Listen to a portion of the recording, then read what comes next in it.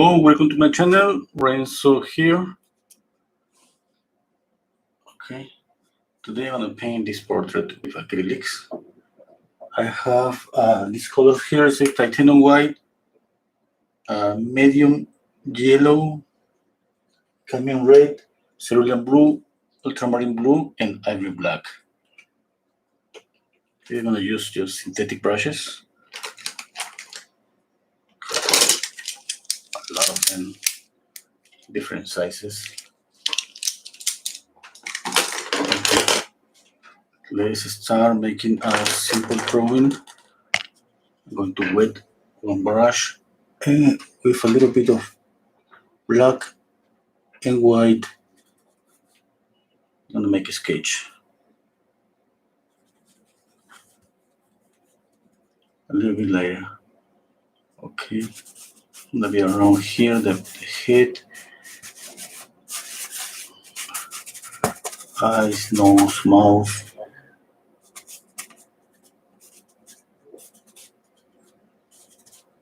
Okay, I'm squinting my eyes trying to see this. You can see kind of a face here.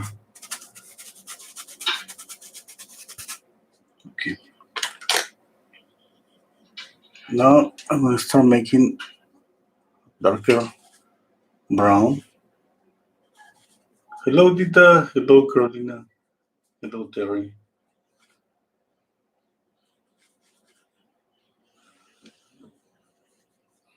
This brown, I'm gonna paint the shadows.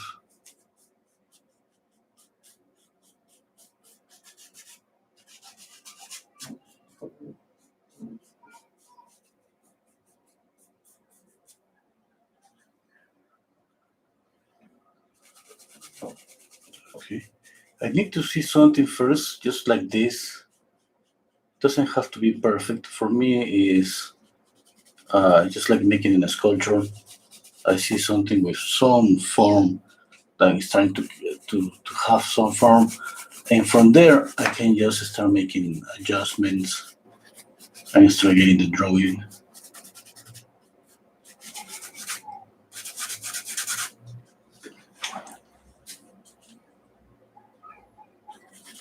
Okay, again I'm mixing more. I have here this with water. Do this.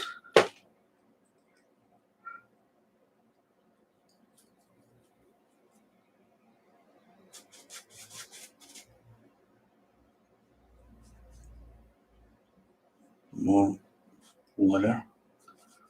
Okay.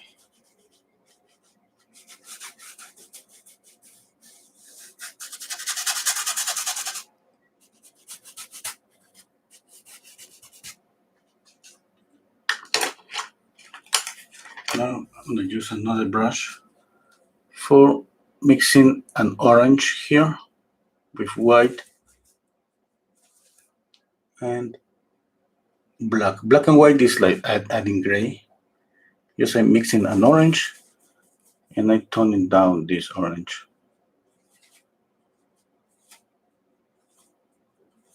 I'm working from a black and white image because you know that's a really way to practice skin color. Because it's not just about copying a skin color from the picture. It's copy, but at the same time you have already a notion, already a knowledge of how to create a skin color from the scratch. Okay, and this is the simple way: making an orange, making it gray, gray down that orange. That's going to be enough.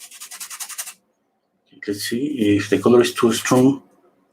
I'm going to gray down. I'm going to prepare more paint.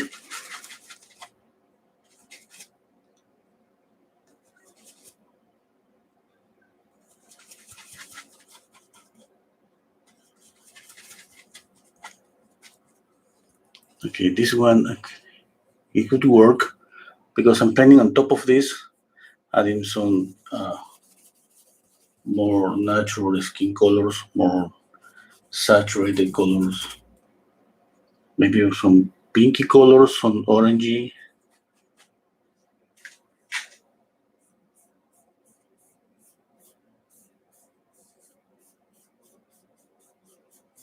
Hello, Mandy. Hello, Terry. Hello, Michael. Hello, Joyce. Hello, Monique.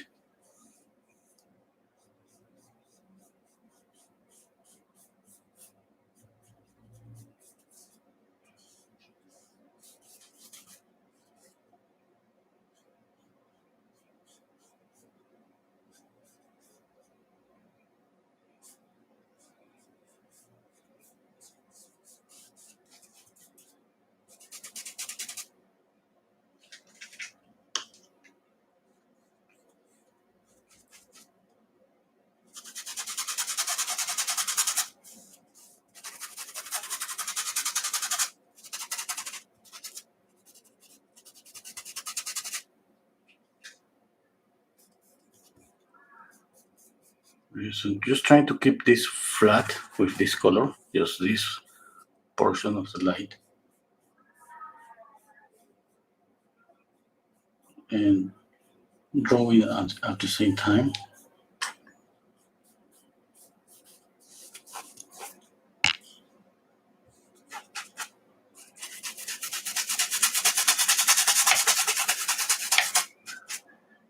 Where's my limit?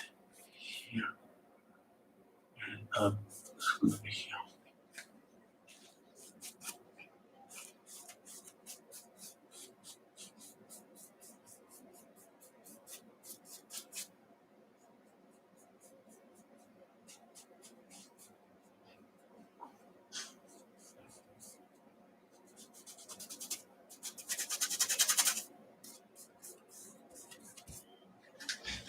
Okay. Now I'll go back again with the shadow. Again, I'm mixing an orange, white, and black. And you need more black to make it this darker.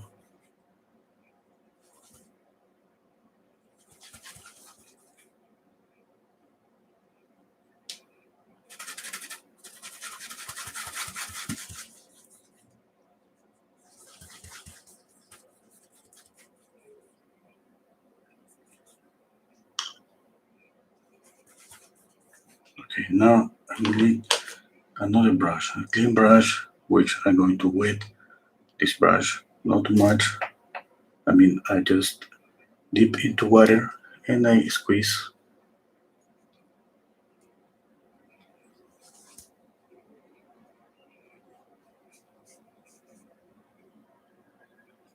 to yellow the color, not more red, more black.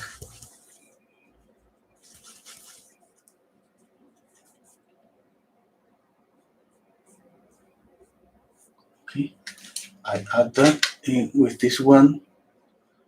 I'm going to blend. Okay,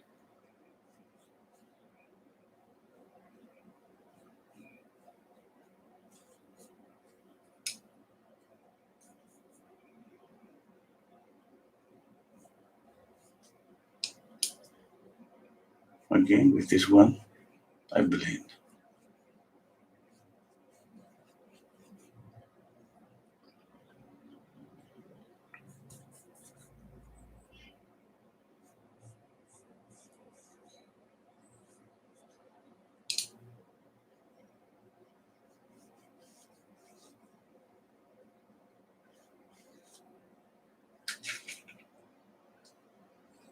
Okay, I'm gonna add more red, more black. I want to grade down this color. I mean, it feels too strong, too saturated.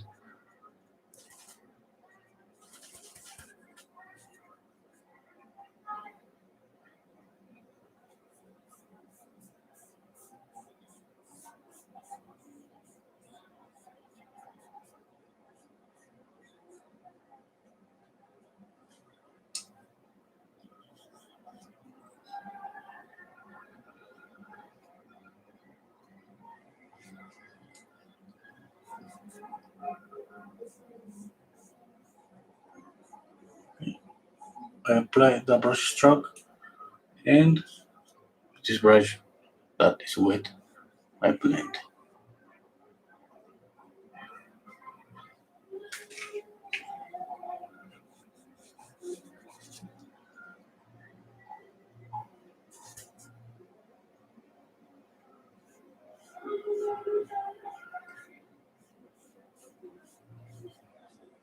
Okay, I don't care right now if the mouth is more red. Obviously, it's more red. But right now, I'm just working the shadows, the lights, and at the same time drawing. As soon as I feel that the drawing is okay and I have this color here, which I'm gonna be able to put more colors on top of that. Then I'm gonna think about color.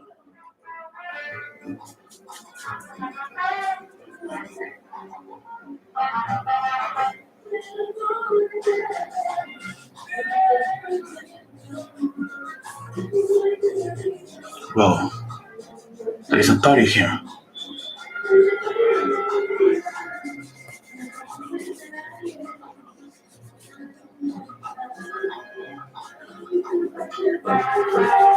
Can you hear the music? That's really good.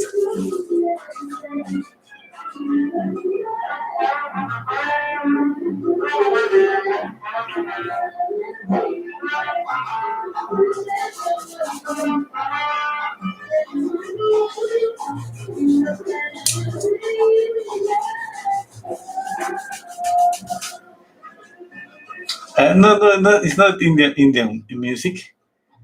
It's cumbia.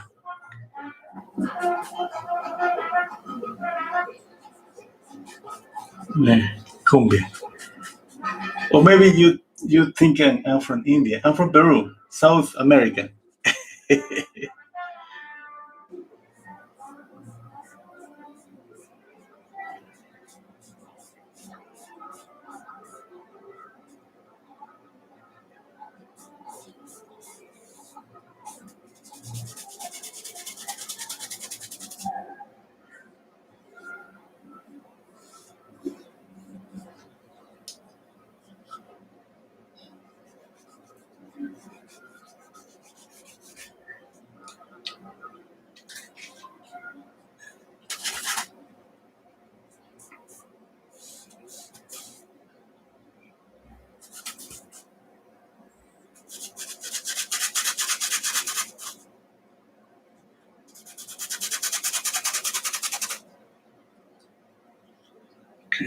Okay, I blend.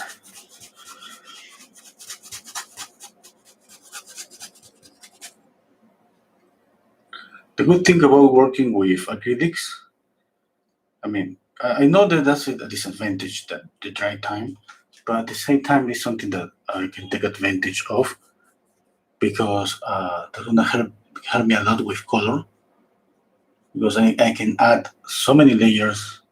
I can add glazes and I can change completely the color. Okay, I make a darker color for drawing. Okay, that's good enough.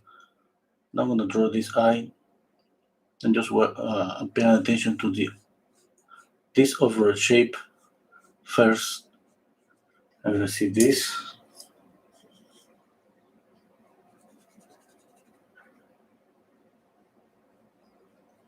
I'm making these marks to show you, but I gotta erase them. Now, this shape, I can see a triangle here. And now I can build the eye on top of this.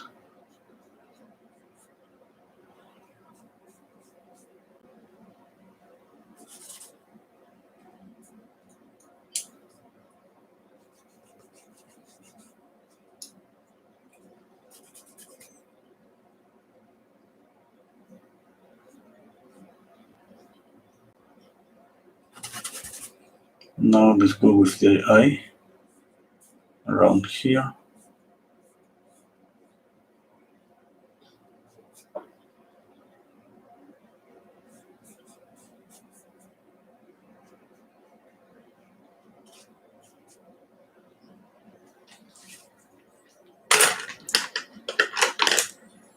I'm gonna change to this small brush.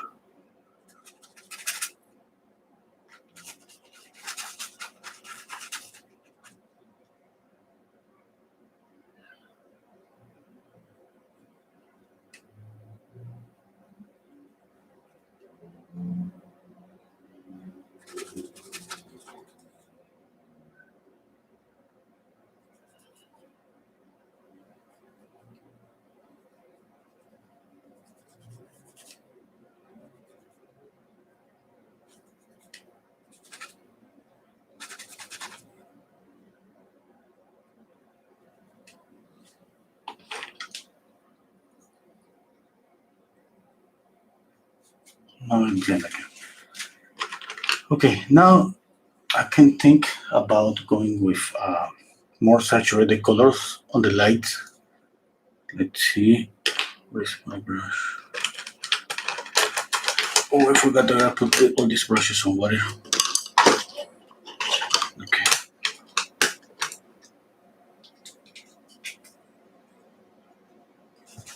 Now make an orange again.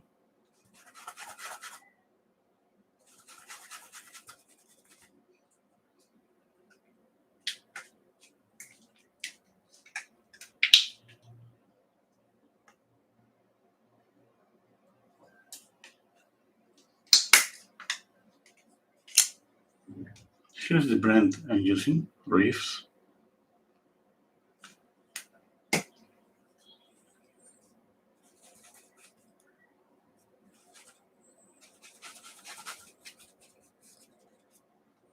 Okay, I have this brush. I gotta keep the one that I use for blending. Okay, you need a bigger one. I'm going to clean out one.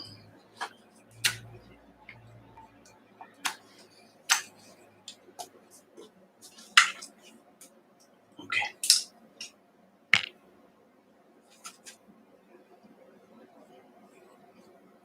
Let's see. I apply that and with this brush I blend.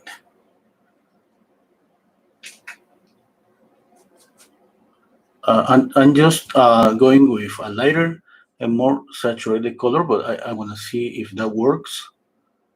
If I feel that doesn't work, I'm going to mute this color again and knock down this color with gray.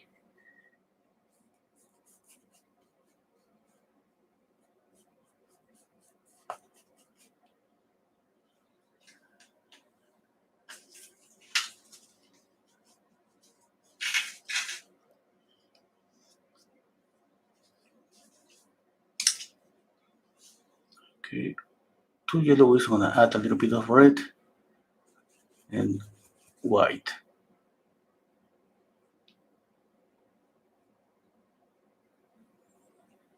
Just here. Here I can add more paint.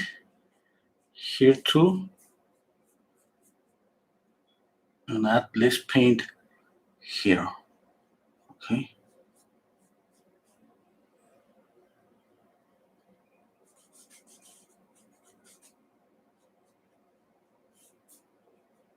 Now I blend.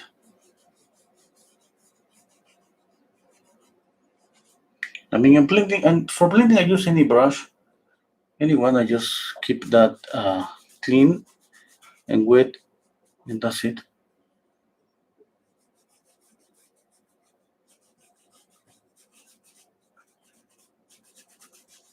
You're not gonna apply more and more colors because this is just one layer. I need to work on the color.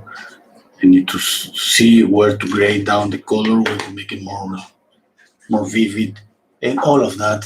I mean,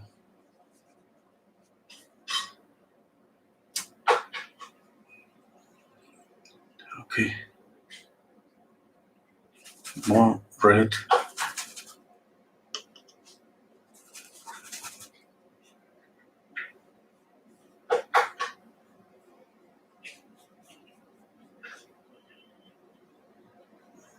More red.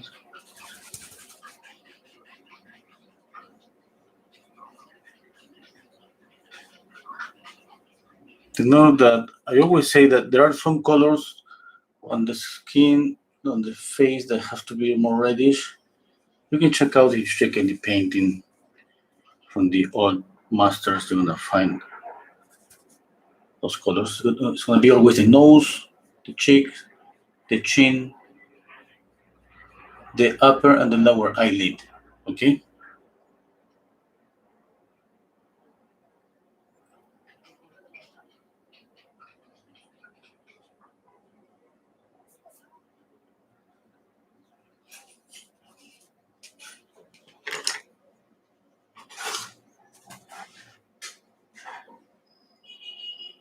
I'm blending again.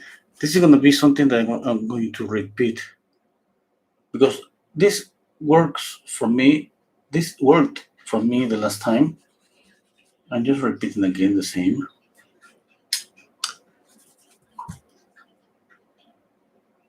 Just changing a little bit the chroma.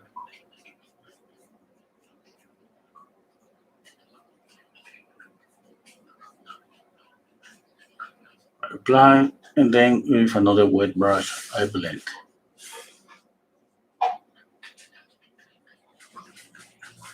Okay.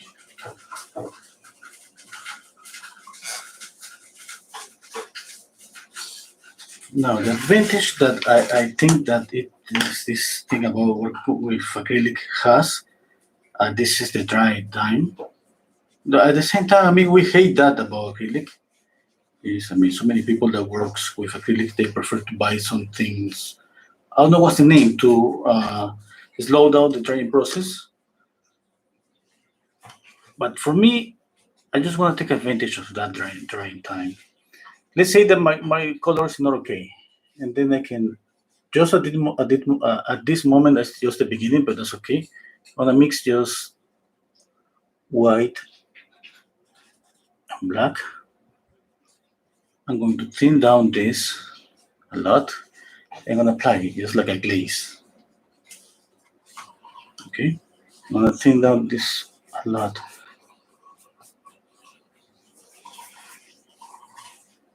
More thin.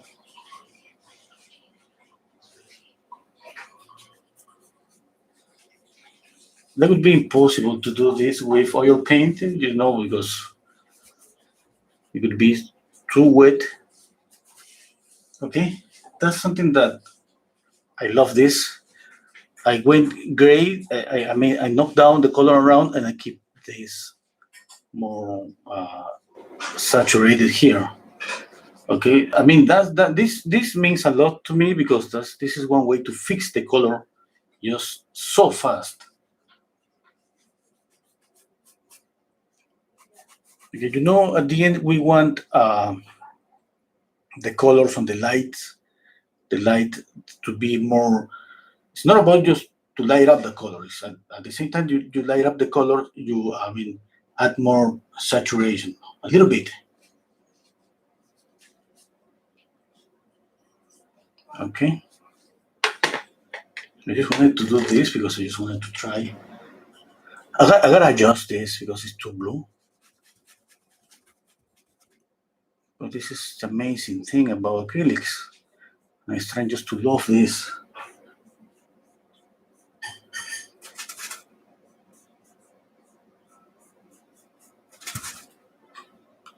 I mean, I have painted with acrylics long time ago, but for me, it was about just thinking always about the struggle because of the dry time and all of that. Right now, I'm just trying to see if I take advantage of that, and I think it could work.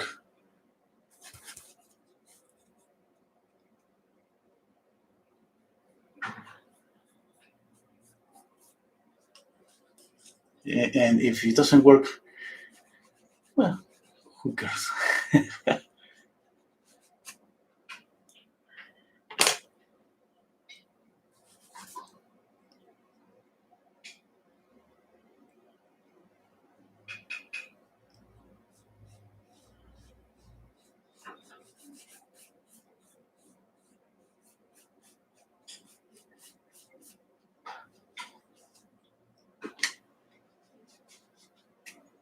And even I think this is too blue. I'm gonna add another glaze. It's gonna be a little brown.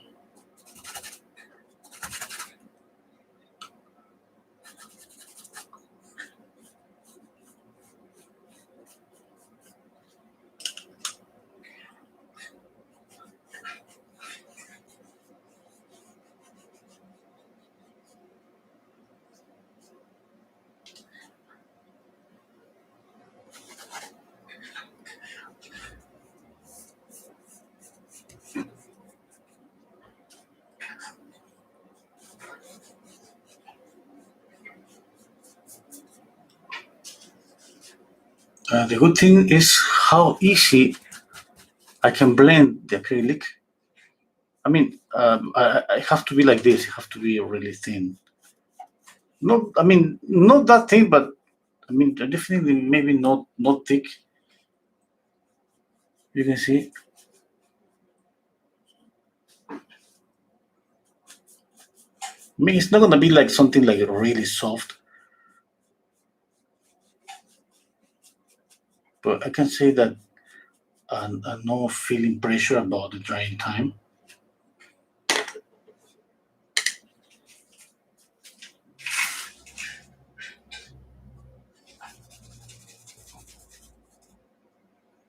Now I want to work on the mouth, a little bit of color here.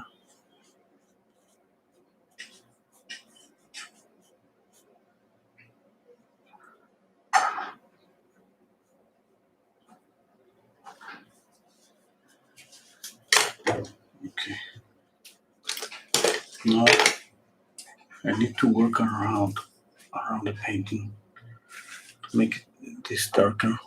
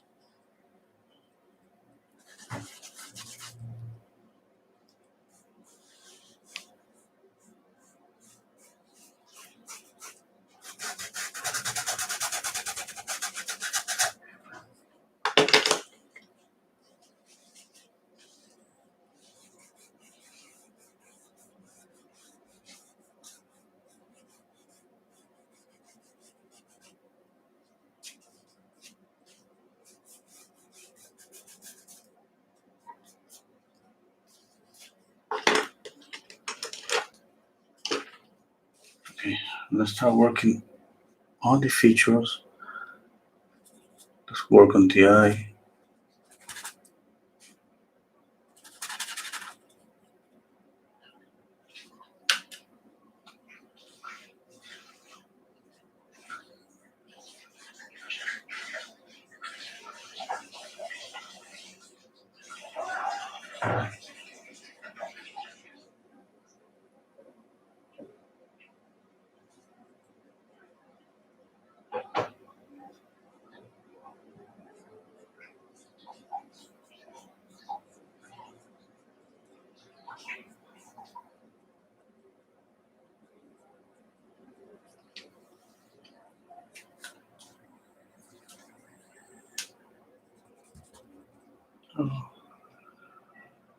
Wolf is asking me if I use acrylics as under painting and then go over with oil. And sometimes I have done that. I mean, not today. Today it's gonna be just about acrylic. But I have done that when I wanted to work really fast on a portrait to meet a deadline, and the only way is to begin with acrylic and then finish up with oil paint.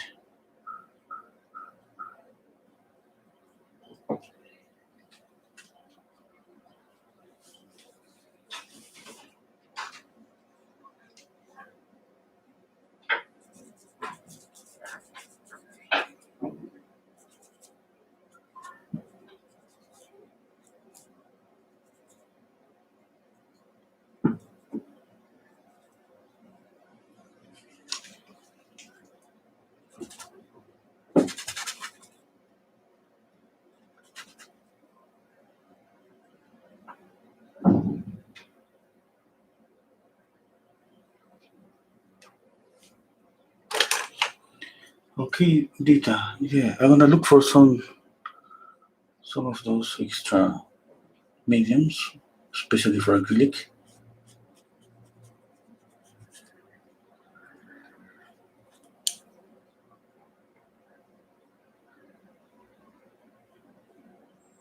But I mean, I don't want to slow down the dry time.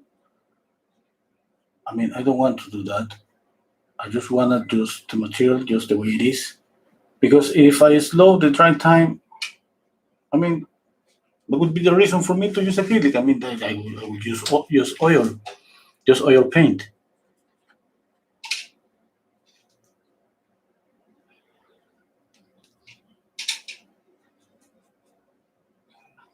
I mean, I don't want acrylic to act like oil paint.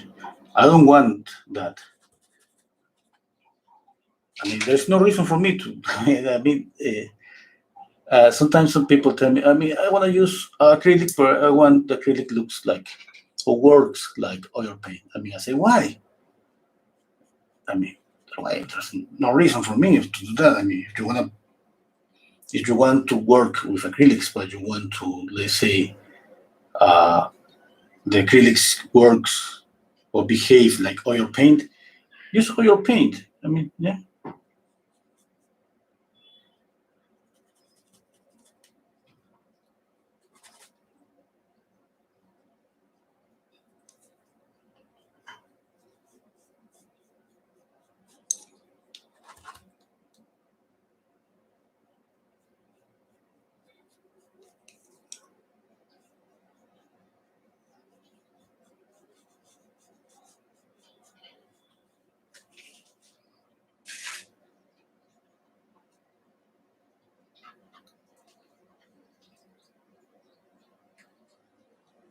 Okay, I need to go back to values and adjust the values.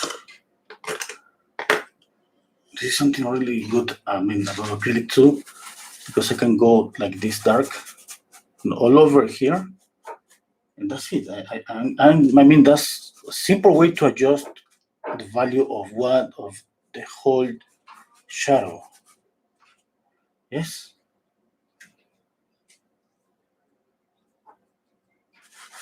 that's difficult to do this with oil paint. I mean, you cannot go like this.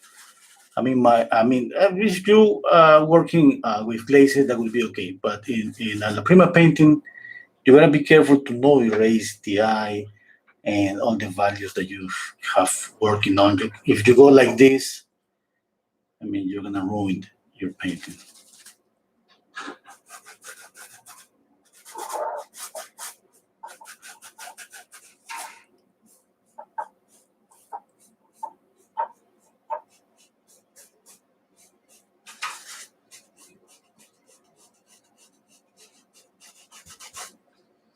It's the same when some people ask me or tell me, okay, I want to paint with oil paints, but I want to use something that make the paints dry faster.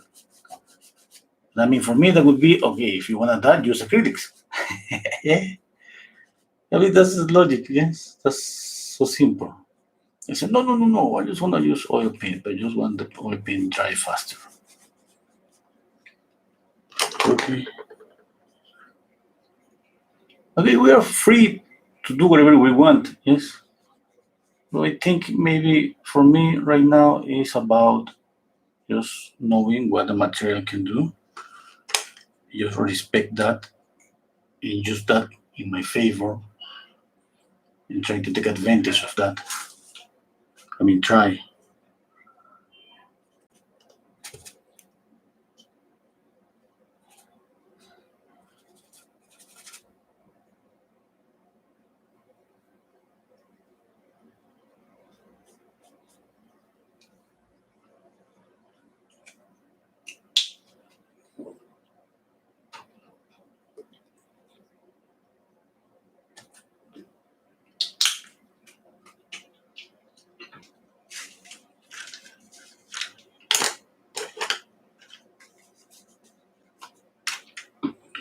Okay, let's go with the lights.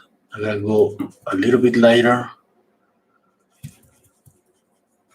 because you know the acrylics when it dries gets a little bit darker.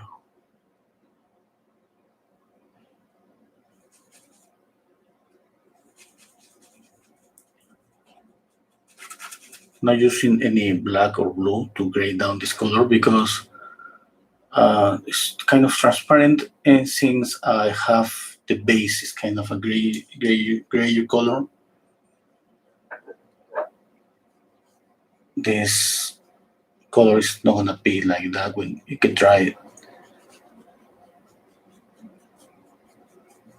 Okay, you see, it's not that strong anymore.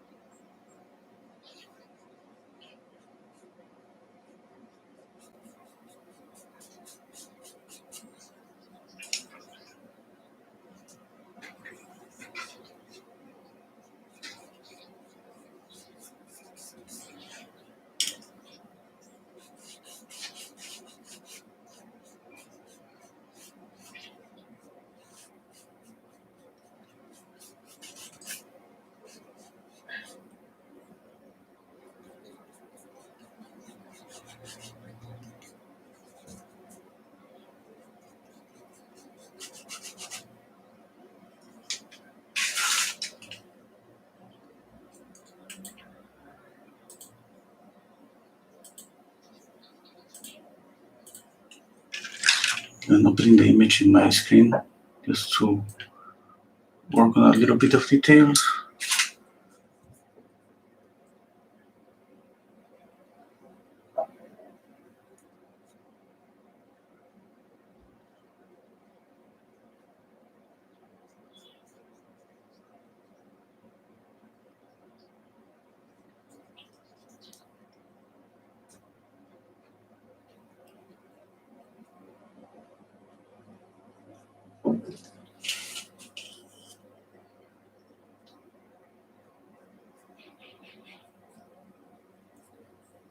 Okay, I'm gonna go back to work on the eye, especially this eye.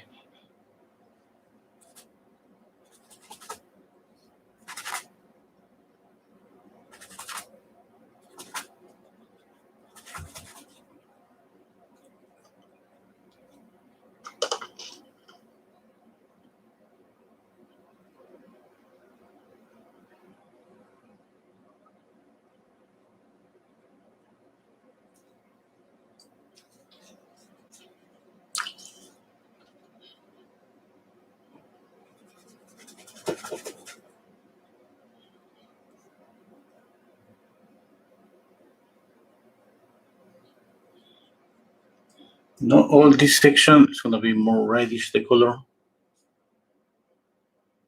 and since I'm working with acrylics, if you go too reddish, there's no problem. You can apply a glaze just 1 minute after you finish working the eye. And that's gonna be like magic. You're gonna fix the color right away.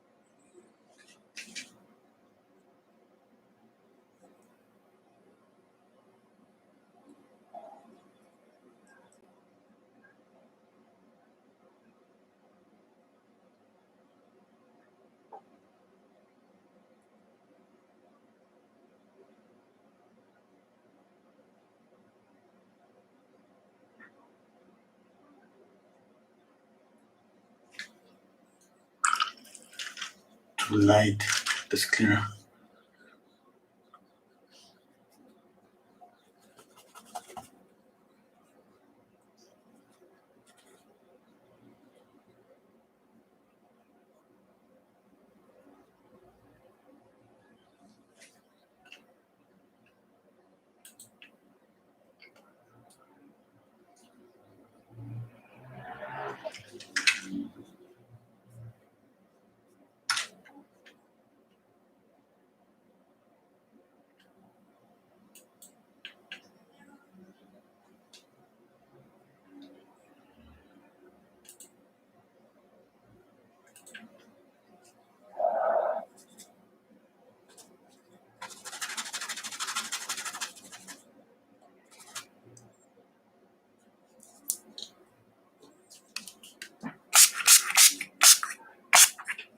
Hmm. I just throwing water for no reason, just to enjoy.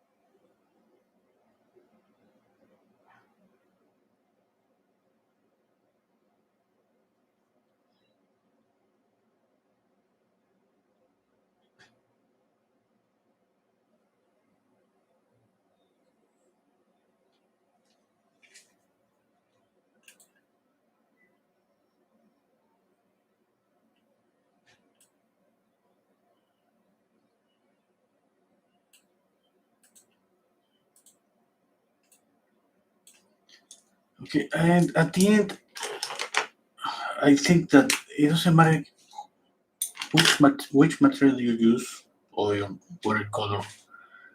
I mean, we have to respect always the fundamentals about values, volume, color harmony. It's gonna be the same. The only difference is the dry time. I mean, not only a difference. Yeah, one of the major differences, the dry time, and that I don't feel like applying thick paint because I mean the acrylic is kind of transparent. Yeah, there's not.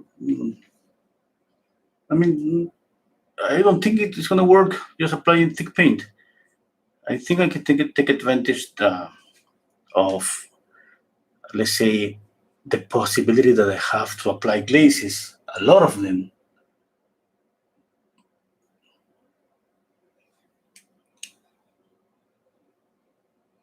Yeah, like this. This could be a glaze. You see, transparent. I'm keeping this warmer. That's the rule. It doesn't matter if it is watercolor, acrylic, pastel pencils, or anything.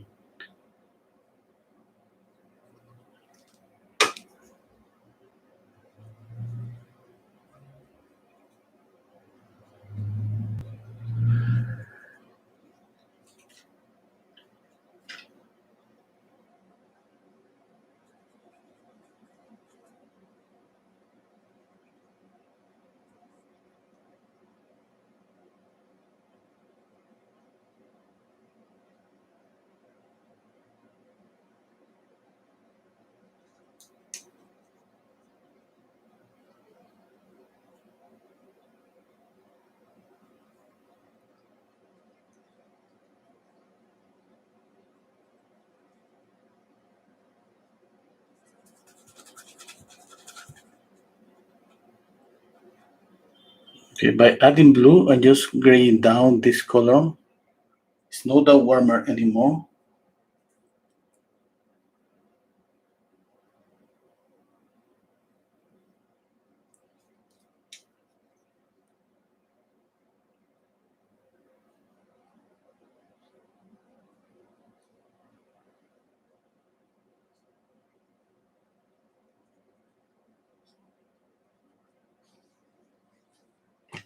More water.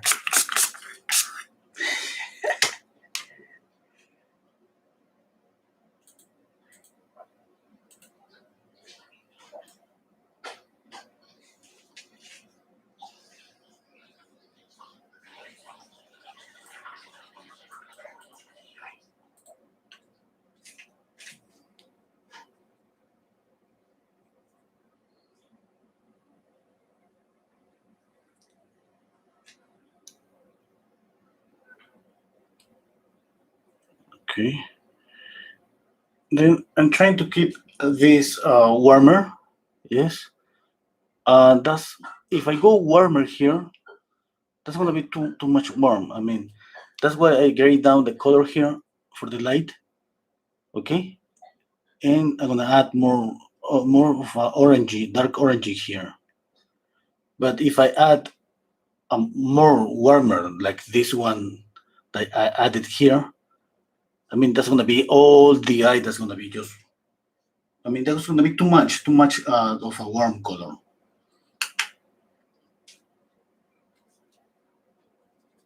Now I can apply a glaze of red.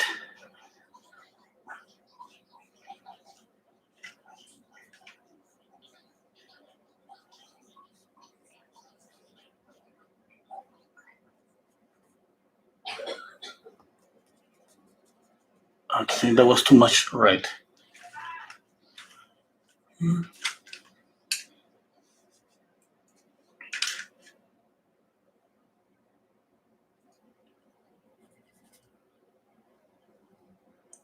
I can add a little bit of black and white and just keep down this color. So easy. I know it's not easy, okay? But I mean, I'm just following something that I have experienced with oil paint after the oil paint is dry. And then I just try to do the same with the acrylics. That's why if I add a color, it's not right. Immediately can I add a glaze, that's gonna fix immediately that color.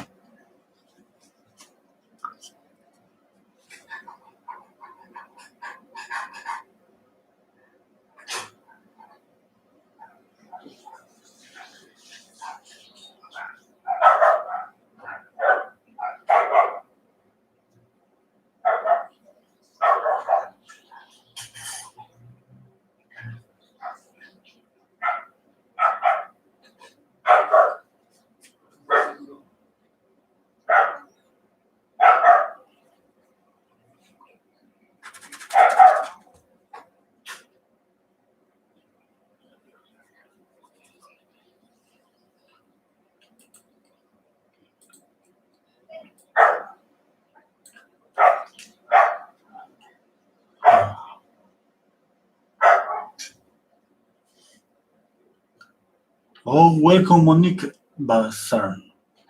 Thank you so much for being here in the channel. Thank you, Monique.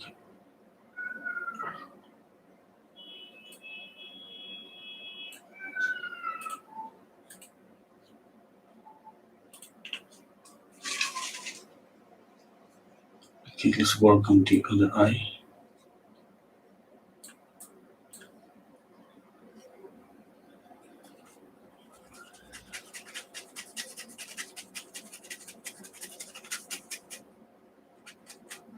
Now, I'm going to grade down all the colors because this eye is in shadow. I don't want to go with any uh, vivid color here. Because I'm gonna add maybe a little bit of red to make the shadow kind of transparent, but I have to adjust that.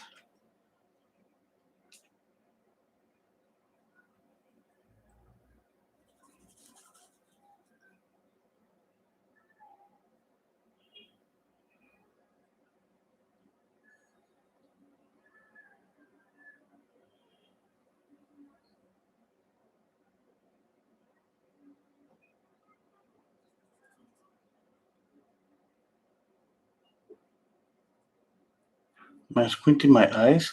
I'm just trying to follow the light. When we draw, usually we follow the shadows, but here that is all shadow. I gotta follow the lights. I mean, not just trying to copy the light. The shape is drawing with the. I mean, here, here.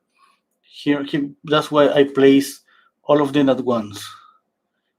Yeah, you see, I'm trying to see and compare and see if the position of those lights are okay.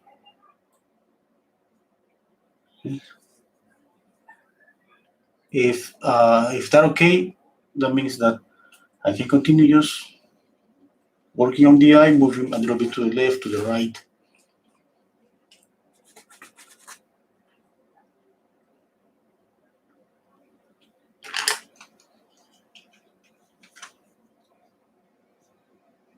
Now I gotta be careful here because I'm planning just to have a transparent shadow, and that's difficult. Okay, that's always difficult.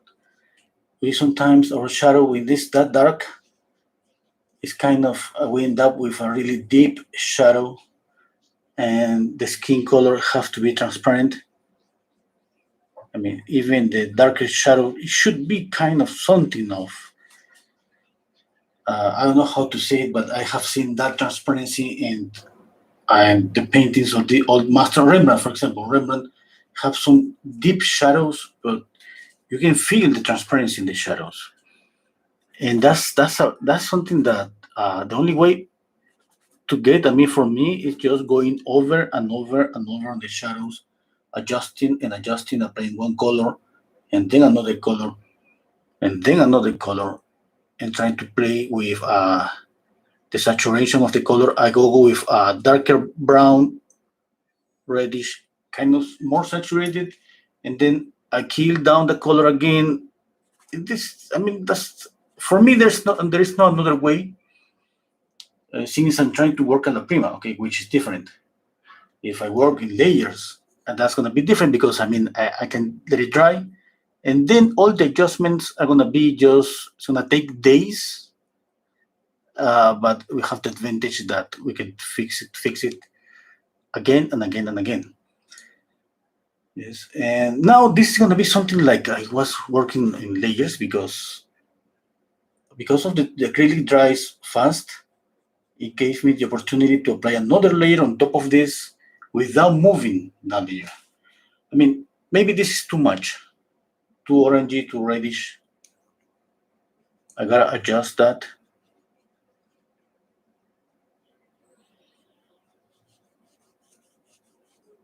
I'm gonna make it transparent. Okay, that's the idea. Make this shadow transparent.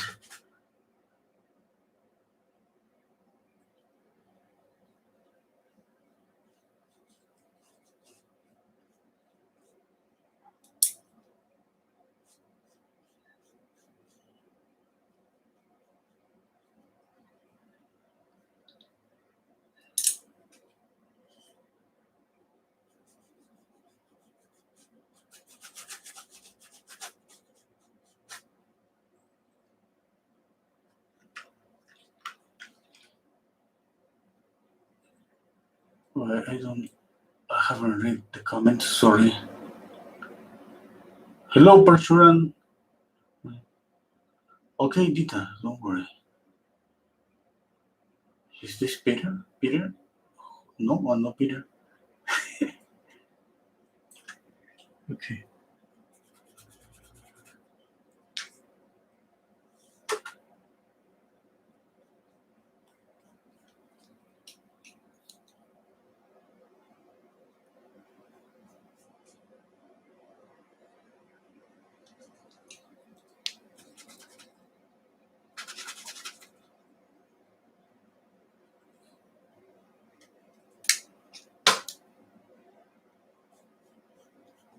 I apply the paint and with the other brush I blend it. Well, it's not like blending because I understand by blending if when there are two, I mean, let's say this and this, both are wet, and you can create a transition in the middle. But here it's not like that, but I mean, I don't know how to name this, but let's say it is blending, okay?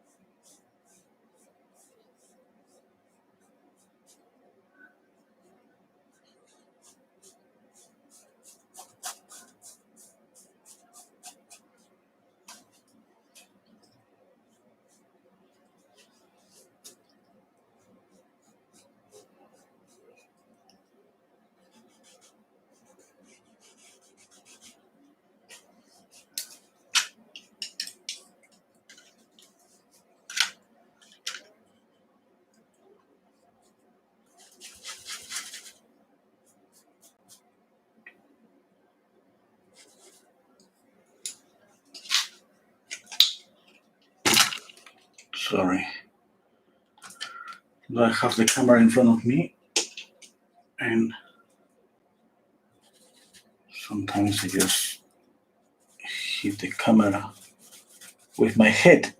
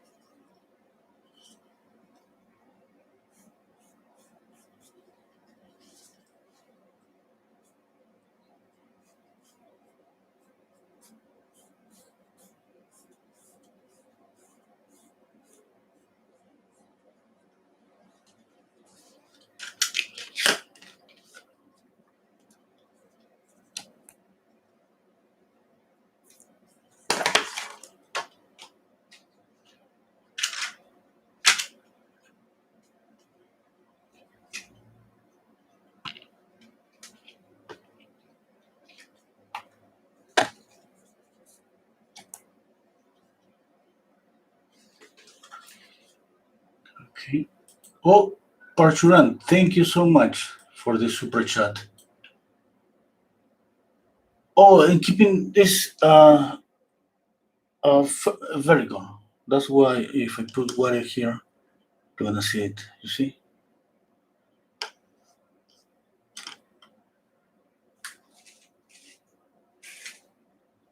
My head is too big. Yes, that's right.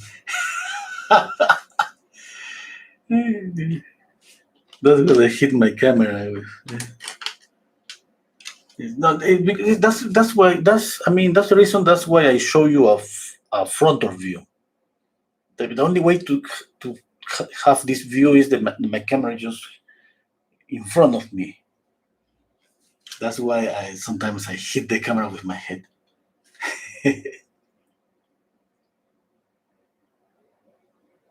Okay.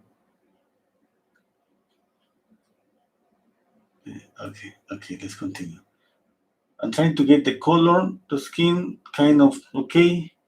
You know that is see that let's say that you can put in simple words this I mean this is an orange, just a gray orangey color, and the point about this is you have to adjust the color in some portion of the face. You can have like a this say here this is a more grayer version of the orange, yes, and this is more saturated. Here's more reddish, here's more reddish even, okay, here is more orangey, and it's about adjusting all of that. Okay.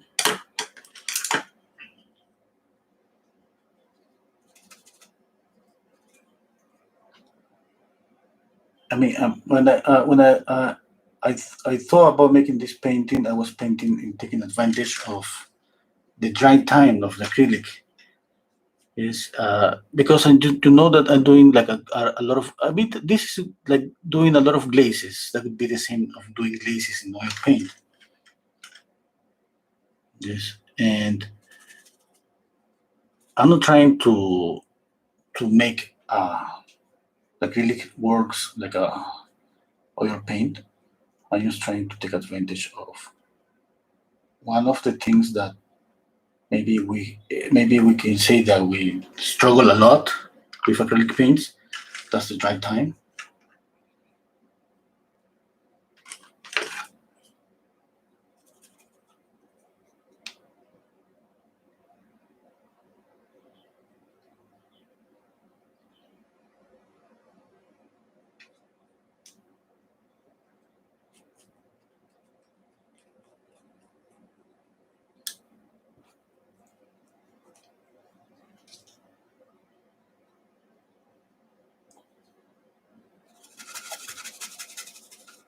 Okay, you see that every time that I add a little bit of blue, it's just for me to grade down the color. Okay, and that's what I want in this portion of the face, because this portion is the color is more grayer. Why? Because I want the nose to be more warmer, and since the skin color is all warm, the only way I have is just grade down some colors in order to make other colors looks more warmer.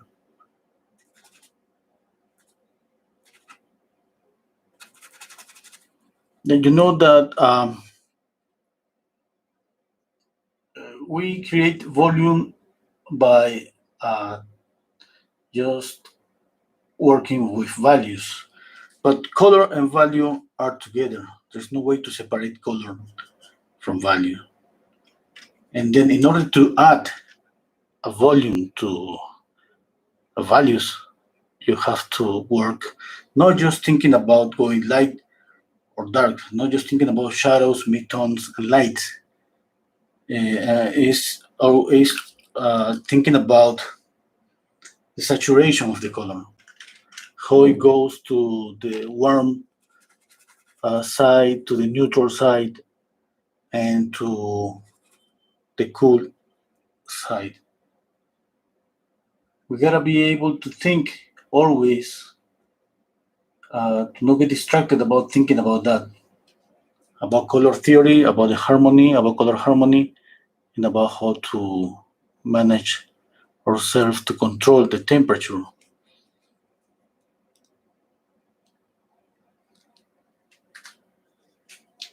Okay, it's like here. I gotta take a decision. I light up just by adding white, or I light up this by adding yellow and red and make this more saturated. If I make this more saturated, it's gonna compete with the nose. Yes? I mean, that's what I want. Maybe that's what I want. Maybe not. I gotta choose. I gotta decide that. And that's what I said. That's the fundamentals about color, and that doesn't change if you use watercolor or you use pastels or acrylic or whatever it is. Material is one thing. The fundamentals is different. The fundamentals are going to be the same always.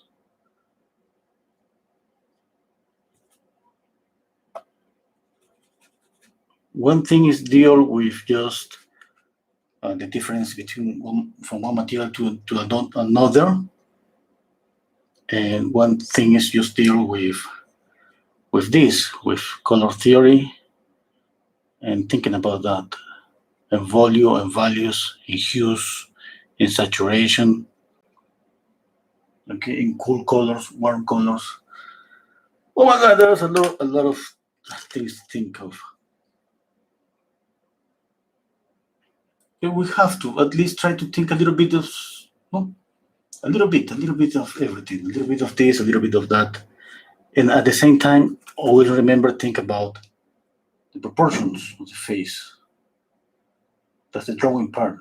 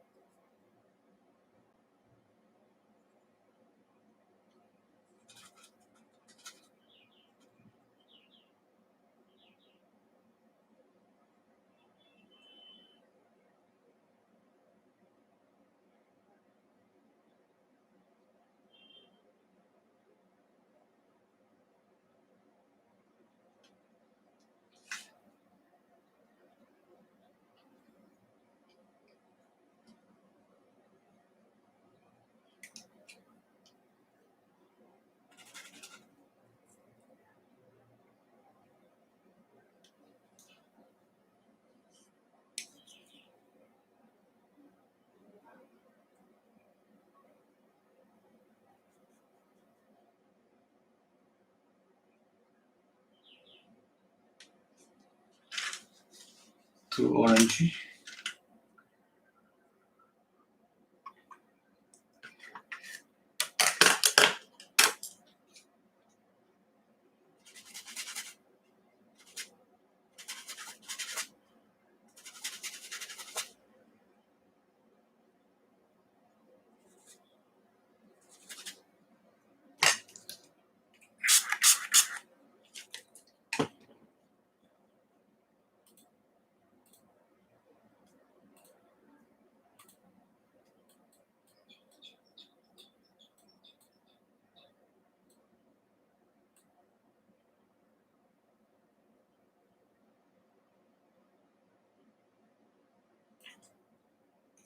Okay, let's continue. I'm thinking about how orange this is. This is.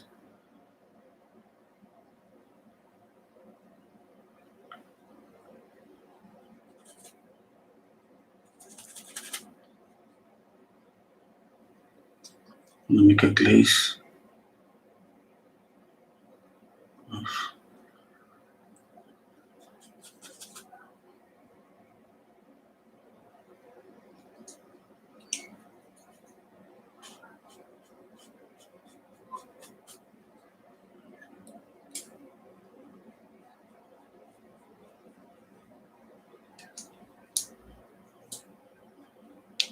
Oh,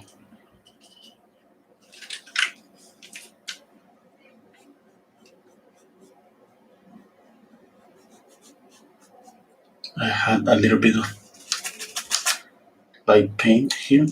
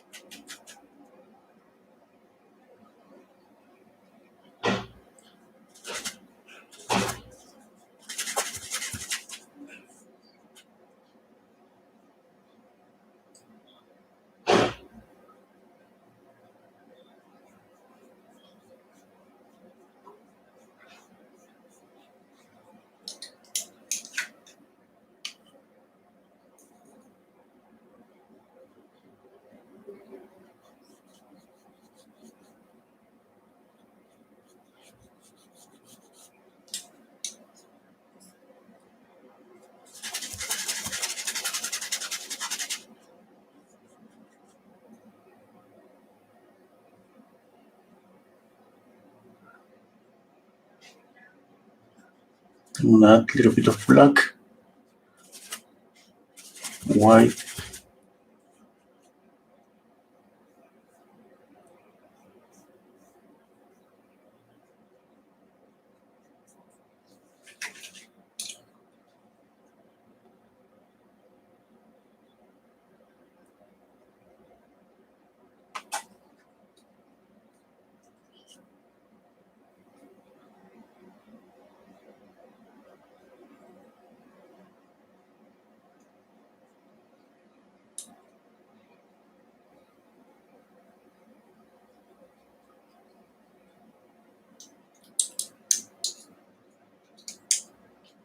Okay, I need more paint, I think.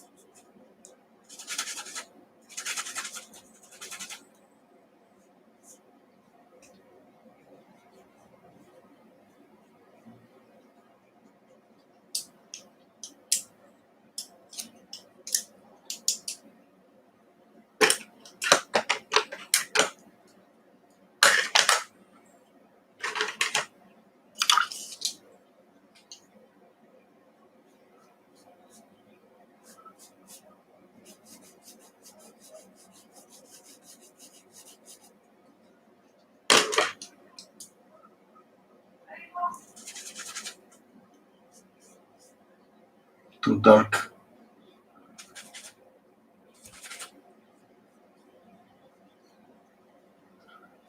I think that's better.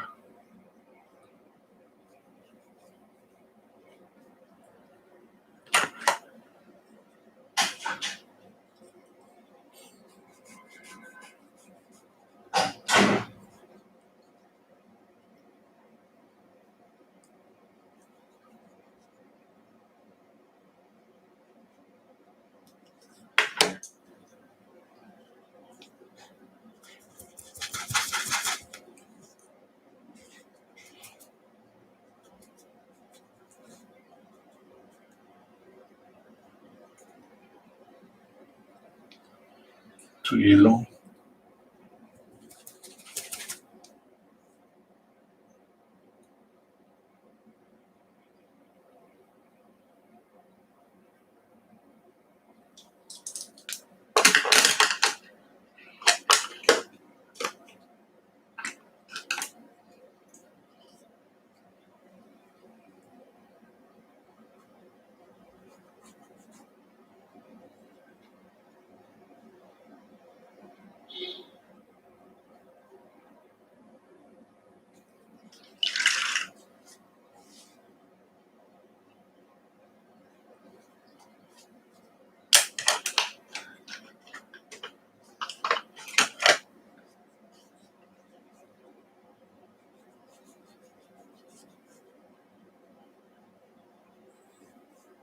This brush is wet.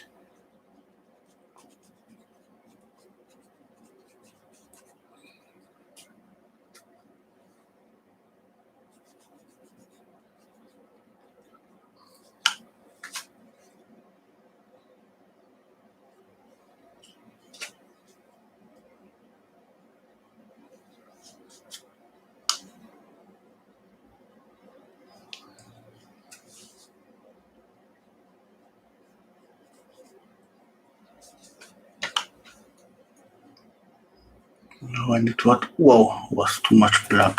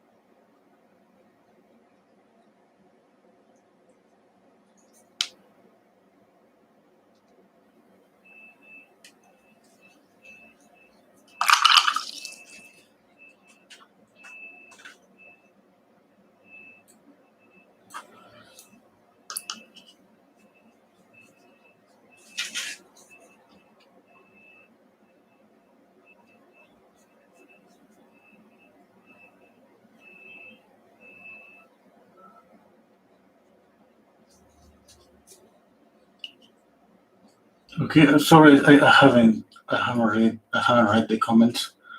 Hello, Stefano. What medium you use with acrylic? Just water? Oh no, just water.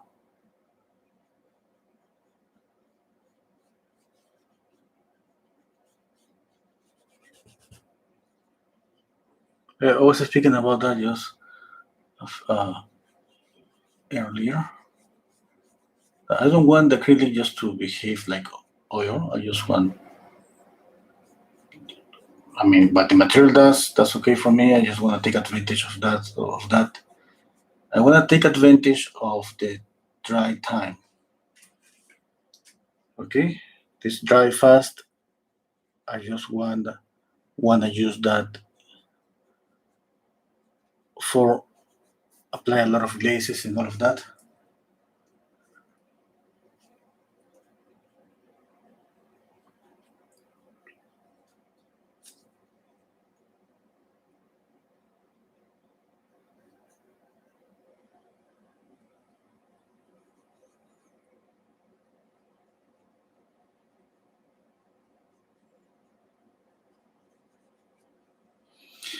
Okay.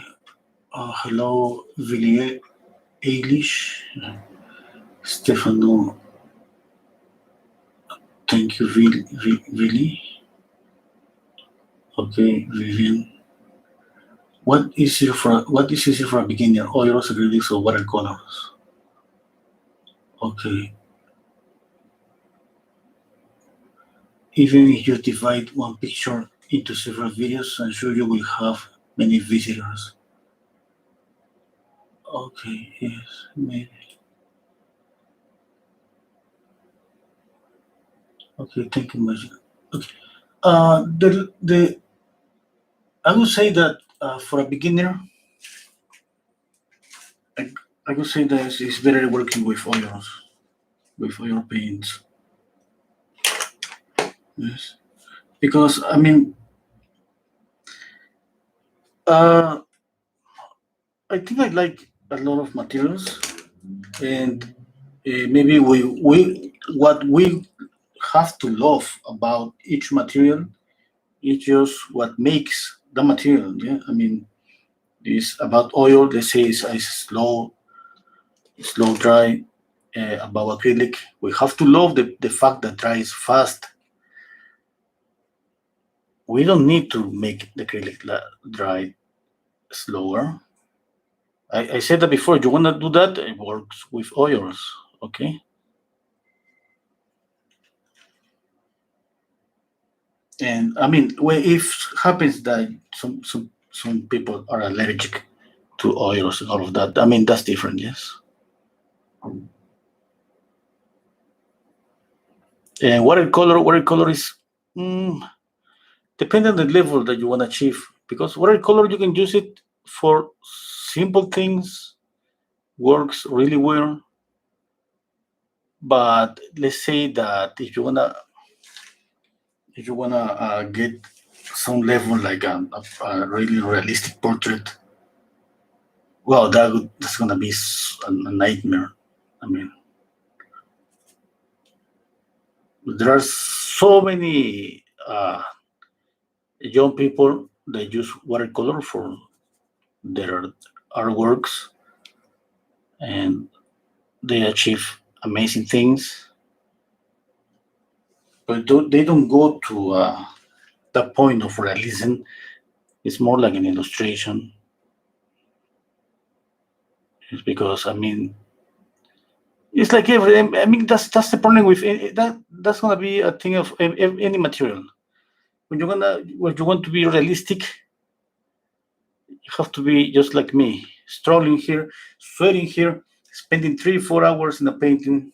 I mean, it's not like, oh my god, I'm so happy. I'm happy with the result. I'm happy, but I mean, in the process, it's kind of half happiness and half struggle and half I don't know how to tell you that, but I mean, I'm not painting and laughing out loud. I gotta be concentrated to do this. I have to be. Okay. And I can say that with watercolors, you can be more relaxed, maybe, but it depends on what you want to achieve. With oil paint, it's going to give you a lot of time for mixing colors. That's what we need always, time for mixing colors, because a person that starts to paint, they need to mix colors a lot. They need to understand, yes, how to mix colors, how to work with harmony, and all of that. And for that, you need mix and mix and mix. And if the paint dries on you, that's gonna be a problem.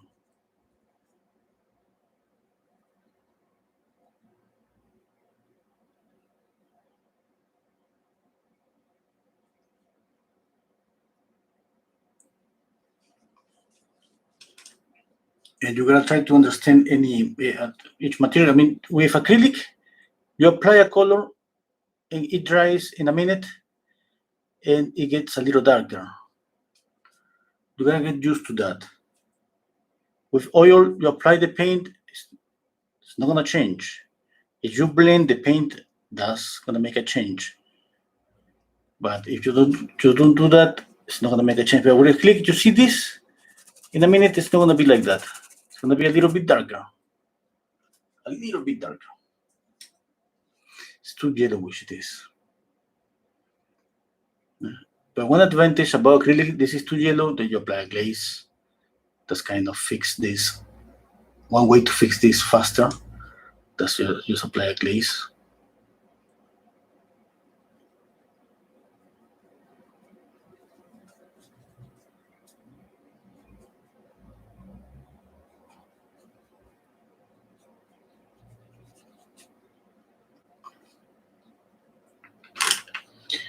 Okay, I've been just painting and painting and worry about the color, the skin color, and I wanted more body on the paint. That's why I started to apply more thick paint.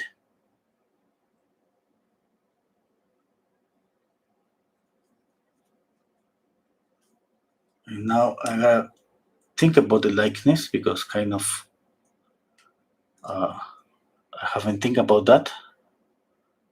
I'm just trying to copy. I mean, I'm trying to copy what I see, just but not like paying full attention.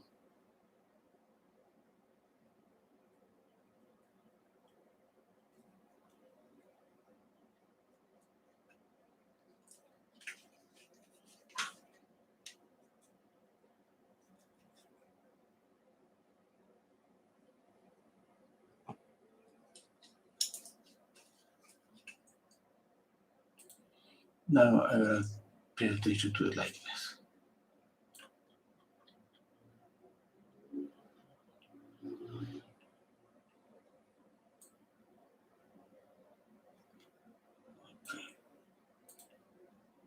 Let's concentrate on the likeness. Okay, I gotta fix the eye, the shadow. A lot of things, a lot of things.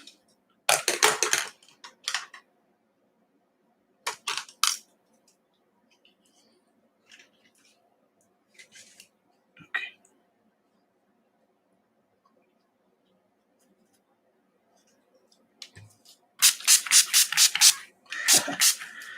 I love this.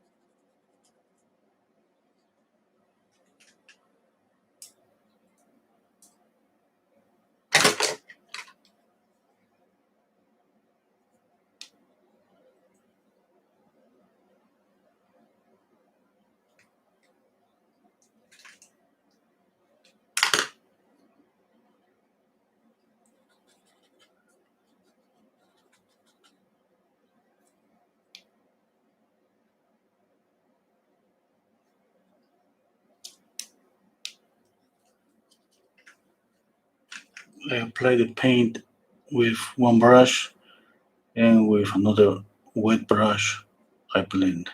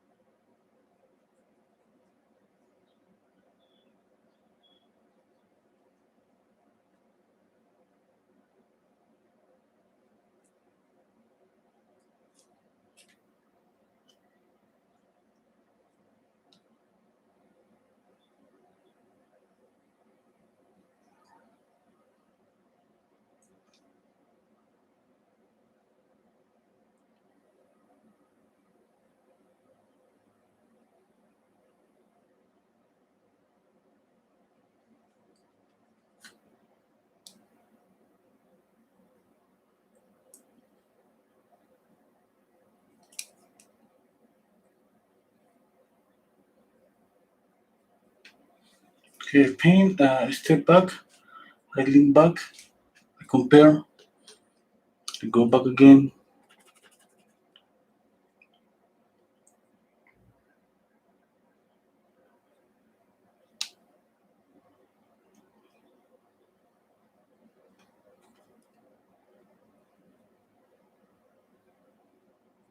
squint my eyes, go back and forth, I correct something, sometimes I erase something and I do it again. I repeat the process again and again.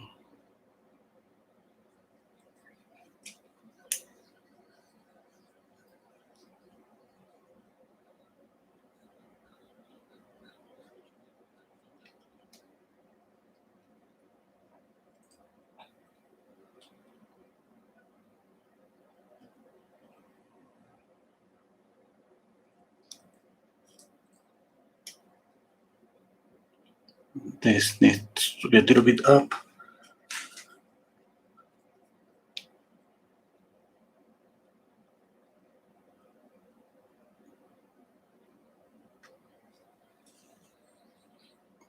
Okay, I mean, I'm gonna work until I feel that I have the expression, at least of this eye, then I'm gonna move to the other eye.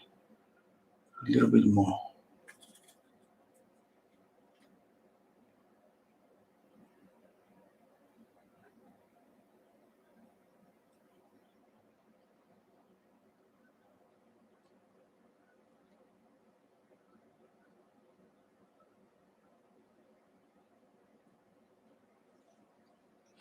It's too red.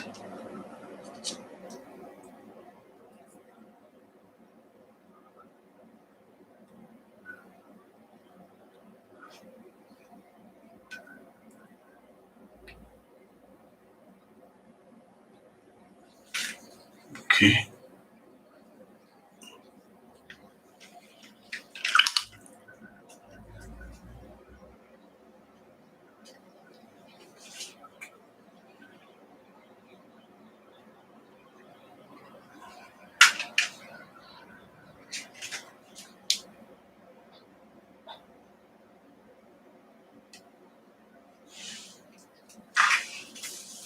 Okay, now the nose, the other eye.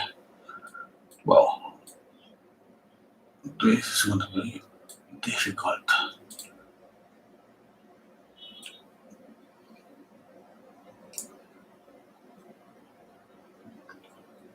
Oh,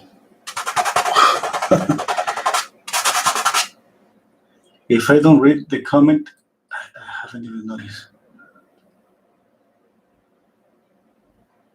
Okay. Sorry, guys, that sometimes I don't read the comments. From time to time, I try to read them.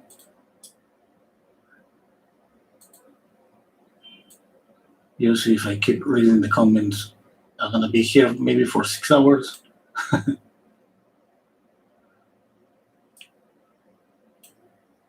I know you're gonna be here for 6 hours, but I don't. I mean, you know that is. I mean, you don't wanna be here that long. For me, that's okay. Now let's work on the other eye. Then the nose, I see the nose, this wing is you see the difference? I gotta put this wing up. Let's work on this eye first.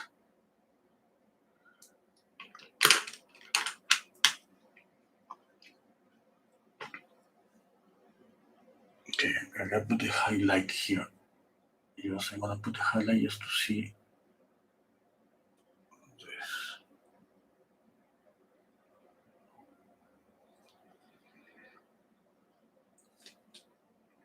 Okay.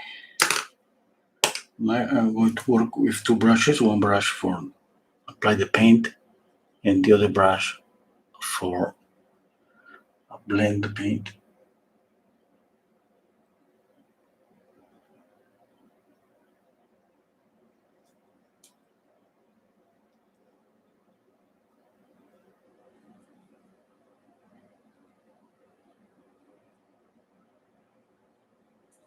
Okay, this brush is squeezed. Okay, I mean I wet and then I squeeze the brush. Just leave it a little bit wet.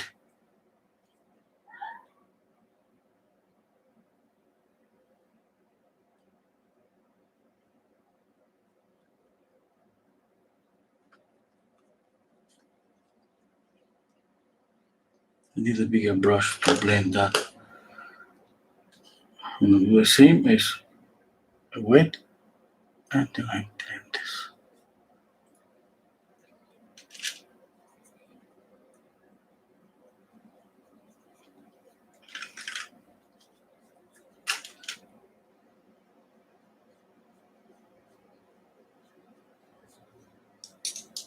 Then I go again.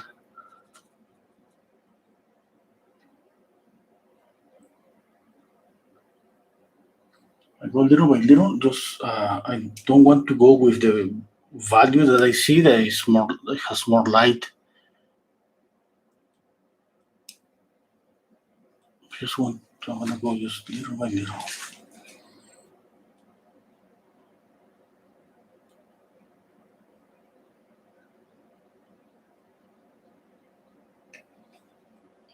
Step by step.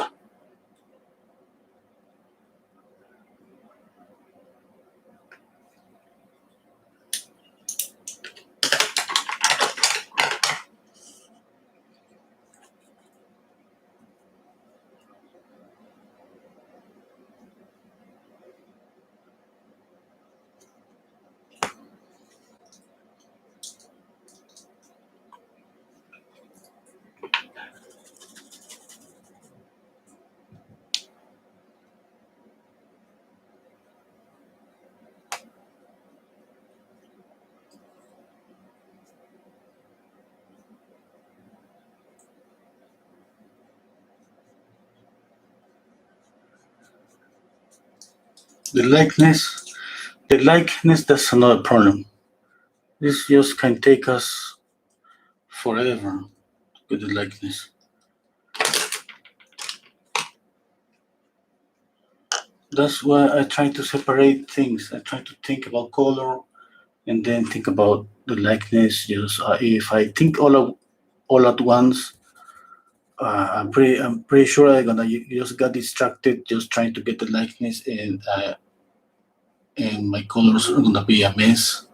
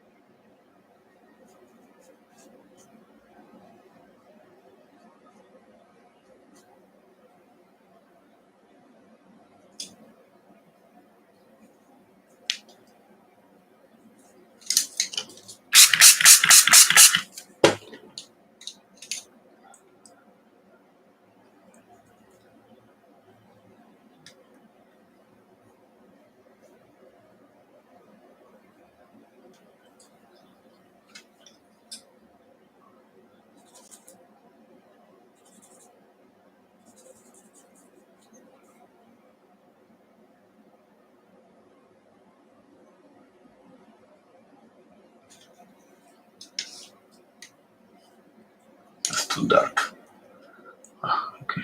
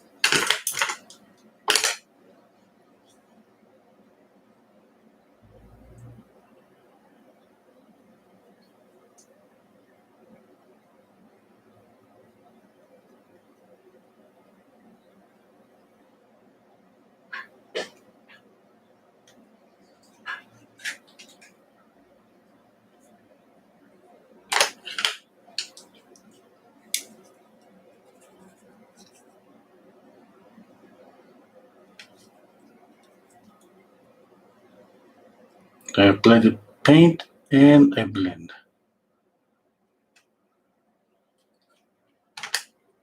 Again, because this is too light, that was too light, I apply the paint, I apply more darker color, and I blend.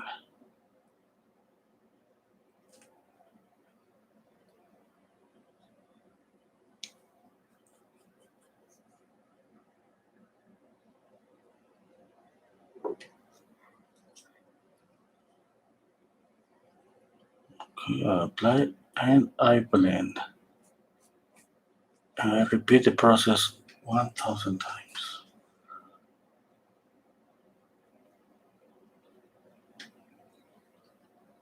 Okay, she has something here. Let me do this.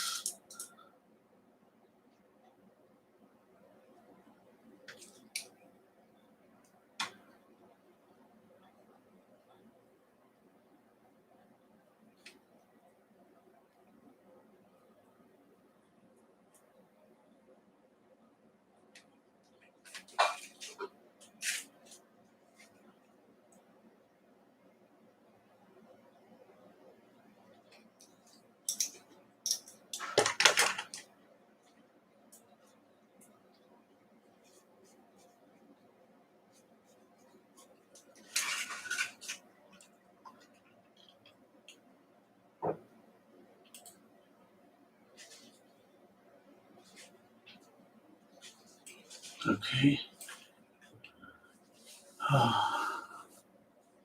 Okay. I think you are from the little painters that control acrylic paintings as they do in oils. Super good. Okay, thank you, Mervat. Thank you, Stefano.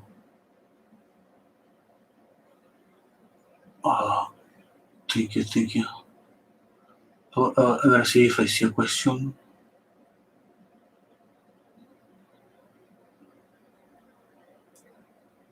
You use while painting a black and white and a color photo?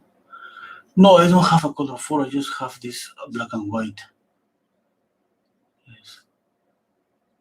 Sometimes I look for the colored image, just to help me with that.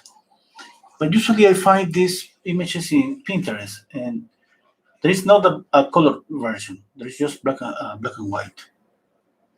No, I'm not gonna say that and don't use any reference. Okay, I mean, we gotta see. We see things. We have to see. I have like these colors. Like I gotta say, like 90% of these colors are just in my head. I just following simple rules. I'm mixing orange, making it great, and follow color harmonies, following color theory about how to make a color recede and how to make a color come forward. Okay, and even when I see a color picture, I used to go with the same formula. And the color picture I get from the color picture, let's say 50% from maybe for some greenish color, reddish colors over there, some violets and all of that. And another times I just love to copy exactly what I see. Okay. And mostly I love, to be honest, to try to interpret a little bit, not to copy exactly the colors, because in this way I put into practice the knowledge that I have acquired just about color theory, about all of that. Because if I copy the image without, just by mixing the color here and put it here, and use a color checker and check all the colors. I mean, for doing that, you just need a keen eye. You don't need any knowledge about color theory, about anything. You just need to spend a lot of time mixing colors and copy. Okay, I have done that. Of course, I have done that a lot of times because I enjoy doing that, because this is an exercise. This is a mixing exercise. So this thing about working from a black and white image is different. I gotta say that I gotta put a little bit more. Yes, I gotta put what I have learned from my teachers. Yes, when a teacher told me once, okay, what I mean, if I take you, I mean, one exercise. Let me tell you one exercise. One exercise is, I mean, I put you the image 1 minute, and I take out the image, and I make you draw the image just from memory. Okay, that's one exercise, and that exercise, it works with drawing and it works with color. I mean, it's not like you're gonna. The idea is not for you to get a perfect drawing or perfect color. It's just to try to memorize as much as possible and try to work from memory. It's train your visual memory. Okay, train your visual memory. That's it. It's just that's it. Okay, we gotta be able, I mean, to draw and paint maybe the face that we have seen most in our life, our mother face. Yes, our mother face. We should be able to draw our mother face by memory, and it should be 100% perfect. But it's not. It's not. No matter how much we practice, that's kind of impossible. Yeah.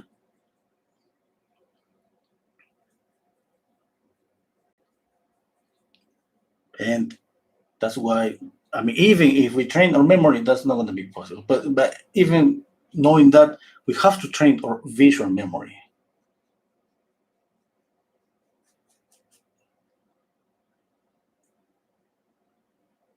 Okay, you see this color here that's not working here? It's kind of warm, and this is kind of cool.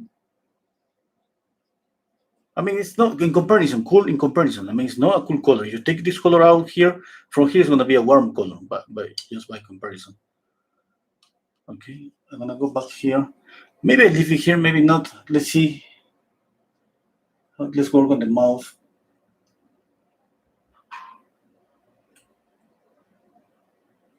I mean, that's what I try to do when I paint, when I practice. Okay, a lot of time I'm drawing from memory, not painting from memory, drawing from memory. Okay? That would be perfect, just painting from memory, but that's too much. But drawing from memory, that's something that we just put ourselves to the test to remember things.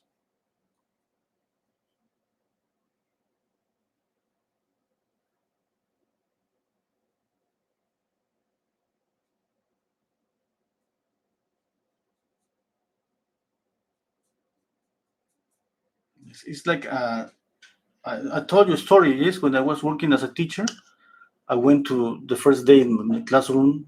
It was at fourth year, the School of Arts, and the course was anatomy. And I took a chalkboard. Yes, I started to draw a torso. I mean, the vertebrae, the ribs, all of that. Yes, and then I said to my students, "Okay, your turn. You draw a torso in a different position." And then I erased my drawings. yes, on the chalkboard. And then I remember a couple of students there. They were so good drawing. I mean, I remember one of those guys. They showed me some drawings. They looked like photograph. Oh my God, I was so amazed by his drawings. And then when I told them to do that, I remember he called me and he told me, okay, I cannot draw the torso. I said, I mean, why?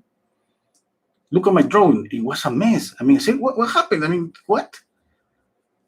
And I said, what happened? What did you do? I mean, it's a torso. It doesn't have even arms, no head, nothing. Just the torso. I don't know what happened.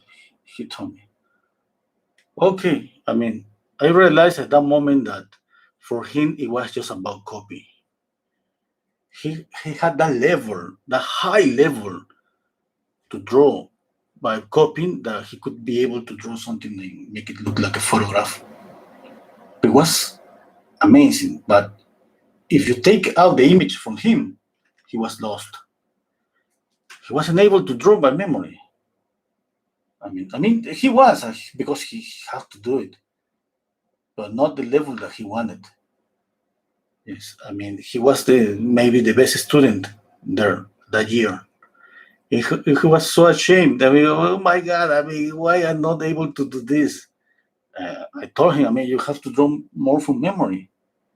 More, yes, because by memory you have to draw more by memory because you're really good. You have a keen eye, but I mean, your visual memory is just not that strong.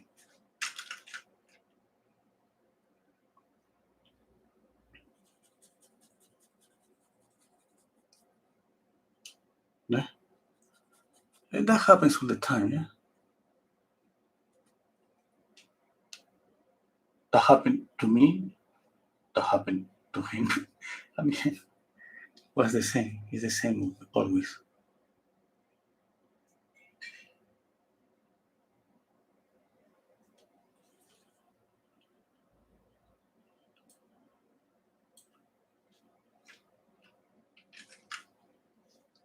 Yes, Mervat. Yeah, I mean, this thing about drawing by memory, we don't expect. I mean, speaking as a teacher, when I thought that, I didn't expect for them to have a really nice drawing. It's not about that. It's just to draw and to force your brain to memory to remember just that. You can finish an ugly drawing. That's okay. Yes, I mean, for this guy, he was frustrated because he was so good at drawing that he couldn't draw. I mean, I told him it was not. It was. I told him. I mean, draw. I told to all of them, draw the torso in three movements: to the right, to the left. Yes, it's like imagine the torso, and all of them struggled. That was the point. I mean, the point is just forcing their memory to remember. That's it. Yes.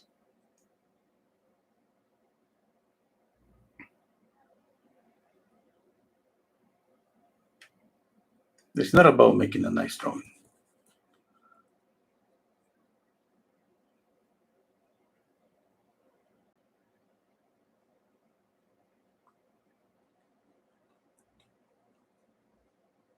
And then remember from there, I started to make them draw by memory. I put then somebody's a model in front of them for 5 minutes, and after that they have to draw the model by memory. And some of them they cannot do it because I mean, and I say, okay, first you gotta follow the proportion, the rules of proportions. That's that we all know. I mean, like from the eyebrow and that, and copy the position. It's not about the likeness. It's just about to just it's an exercise, just an exercise, just simple as an exercise. Since I mean, you're just forcing the people to do something. That's it. I mean, that's the purpose. The purpose is not the drawing. The purpose is, I mean, I remember what we do with this drawing. The one that one student asked me, I mean, what should I do with this drawing? I don't know. Keep for yourself or throw it. Do whatever you want. I mean, that's gonna be for the I mean, the test at the end of the year. No, no, this is your exercise. Nobody's gonna judge you for these exercises. You can throw it away if you want.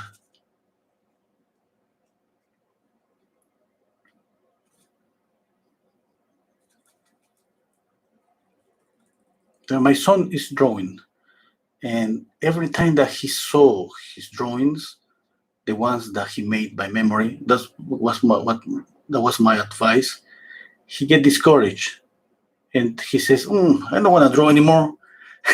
And I say, "Oh my God, I did wrong to tell him that." And then I told him, "Okay, draw, and then first draw by memory. When you finish, on top of that, use the image to finish your drawing." Okay, and then he started to doing that, and at the end he ended up with a nice drawing.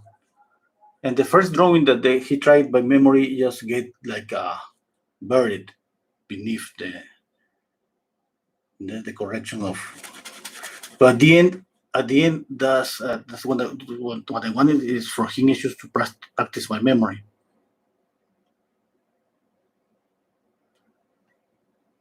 And now he's doing okay. He's not discouraged anymore about when he sees his drawings.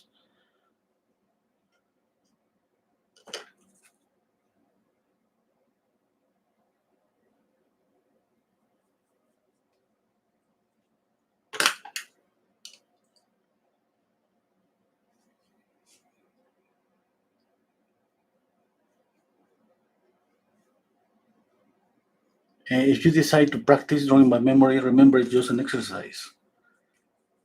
I mean, that example, that story that I told you about this guy, it was because he was so good at copying and he was so frustrated because he couldn't make it at that level. Okay. He was doubting about himself. I mean, what happened? I mean, I draw so good. I know that draw so good. Everybody told me that, tell me all the times that I draw so good. And now I'm here. I cannot draw.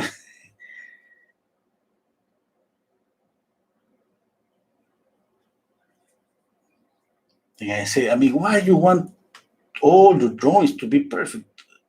I mean, it's about practice. It's not about getting all the drawings of painting perfect. We try, okay, we try all the time, but it's not about that.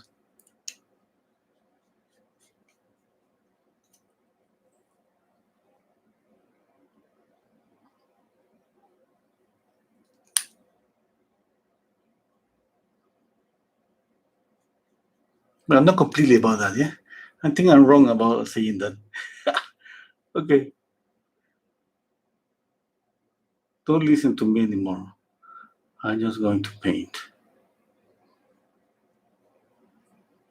I think sometimes my brain can manage to think, speak and paint at the same time.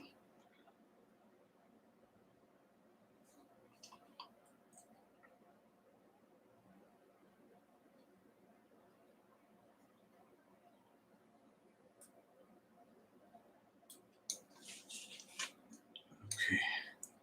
Oh my God, 2 hours, 10 minutes. I'm going. I'm going slower today. I think.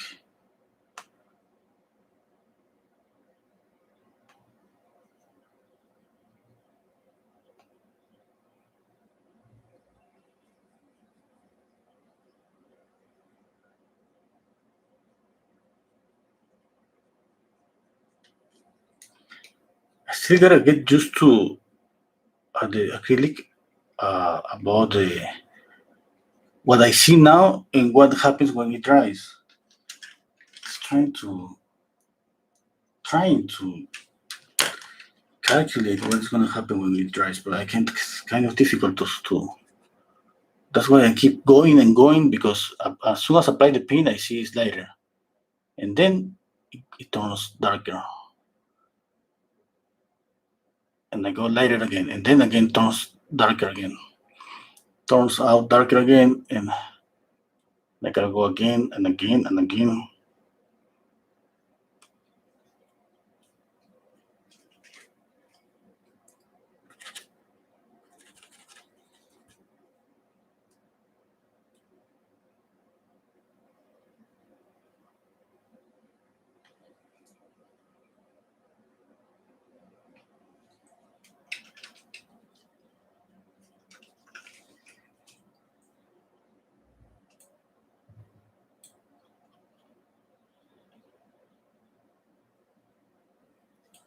Michael, you have the. Yeah, that's perfect, Michael. That's the idea.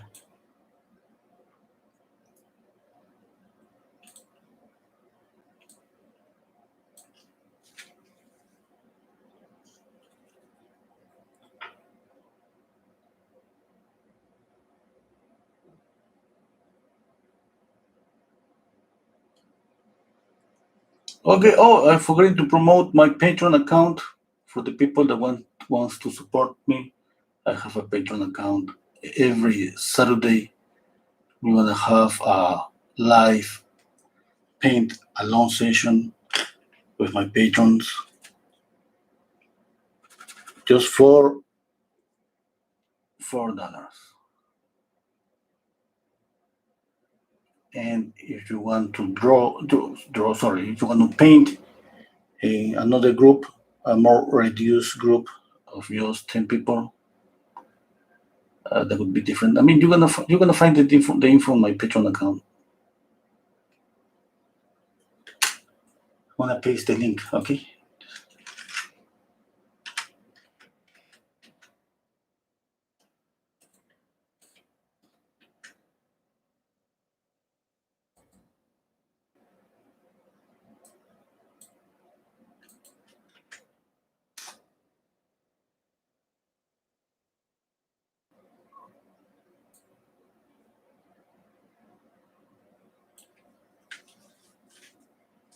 Okay.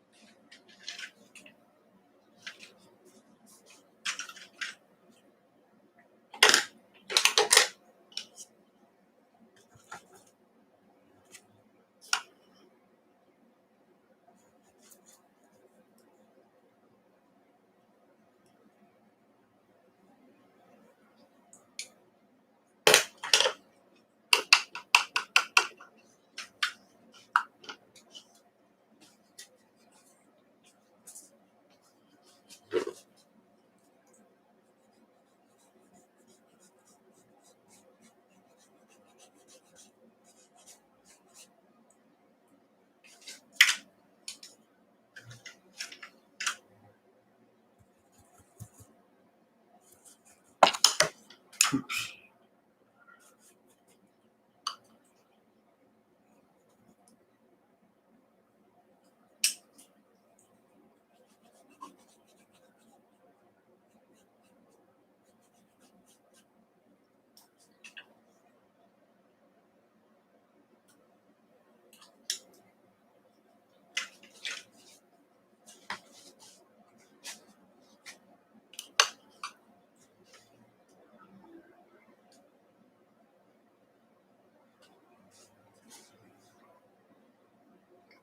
Oh,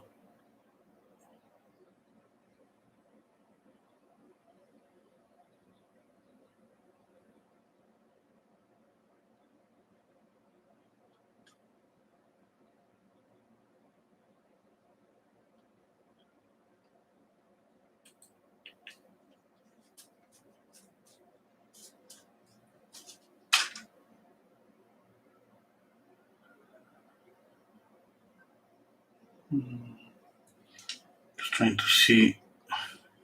I'm squinting my eyes, trying to see the values. I need to add more light here.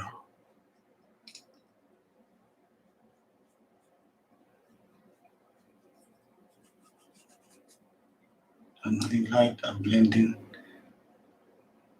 more light here, and I'm blending again.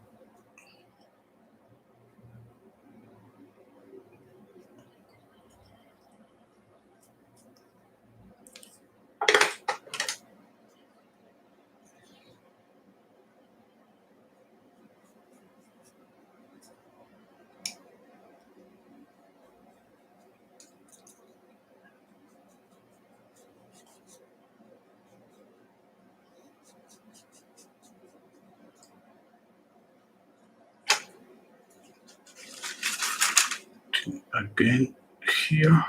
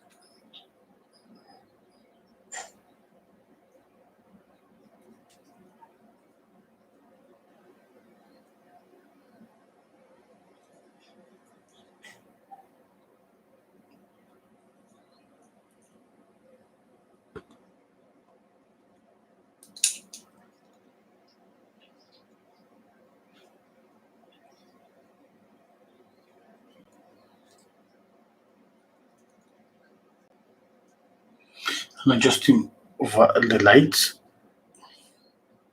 Because the acrylic dries darker, it's difficult to. I have to be adjusting and adjusting until I get the value that I want.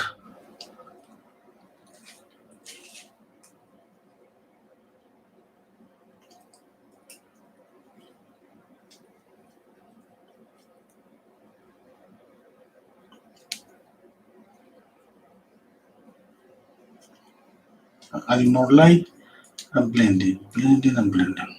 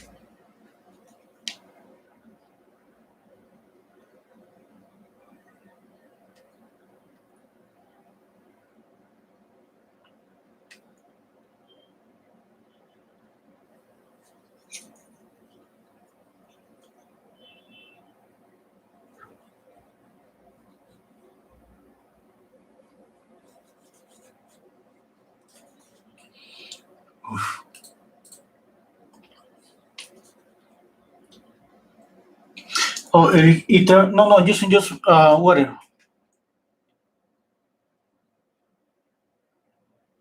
Yeah, almost. No, it's not dry brushing. I mean, I wet this brush. This one is the one that I'm using for blending.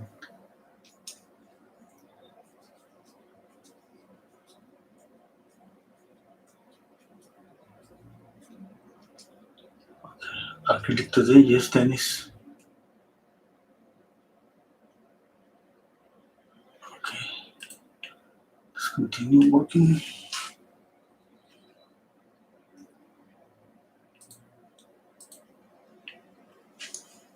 I'm trying to get the values right.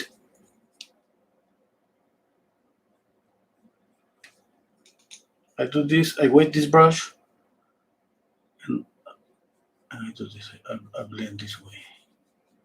I blend in this way. Okay, I need to add more paint here because it does not look, it doesn't look okay.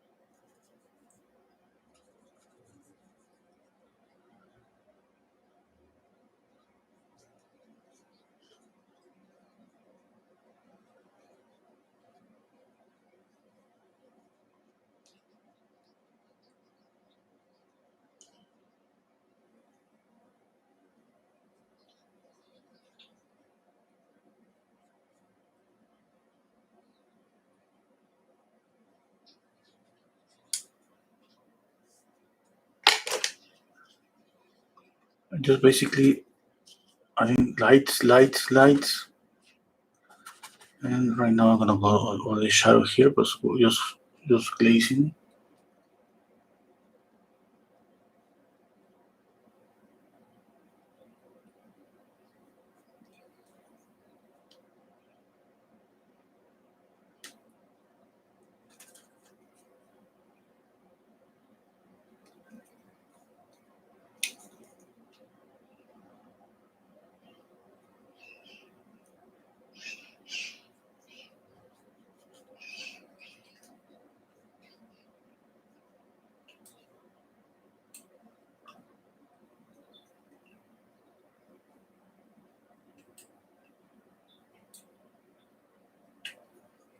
Okay, now I'm gonna go a little bit this area. I'm gonna work on that area.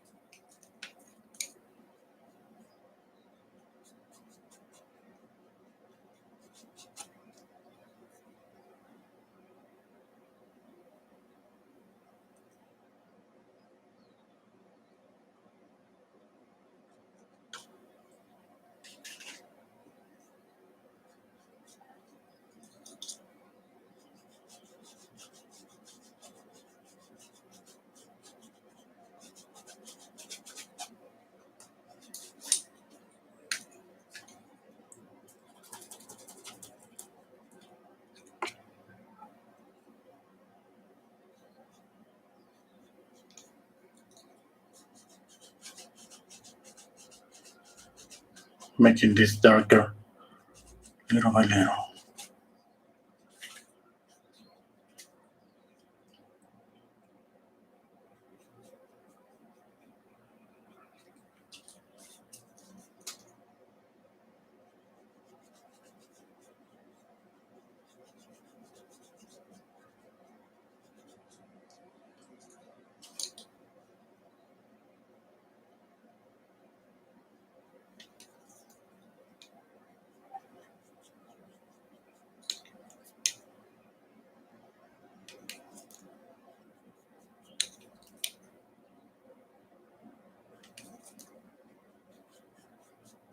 Okay, I'm trying to go a little bit darker.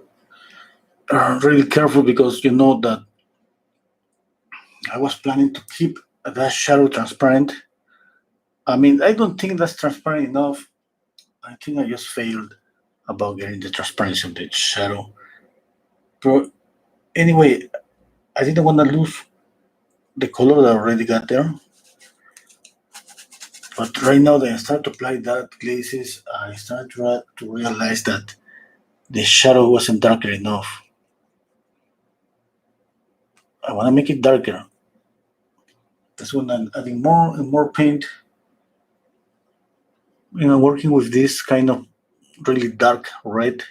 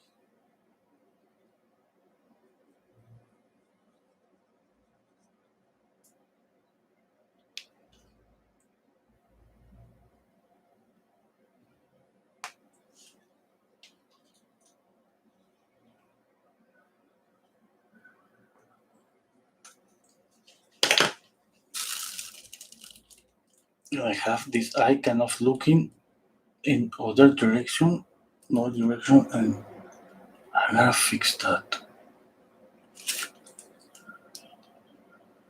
I think that's better. I hope so.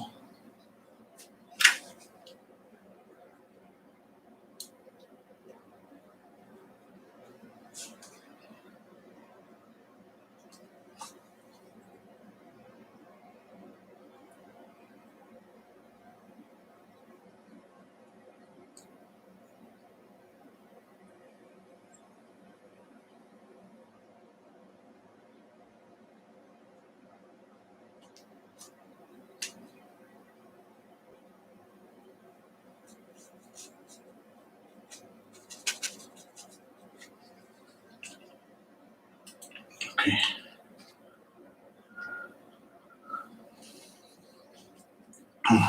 Okay. Who are transparent from acrylic? Otherwise, use medium. Okay. Thank you, Dita. Acrylic is not made to be transparent. Okay. Eric, he's using in that way for great effect when he's blending. Glazing. Okay. And the blending tool. Yes, well, that's what I'm trying to do. I gotta go a little bit faster.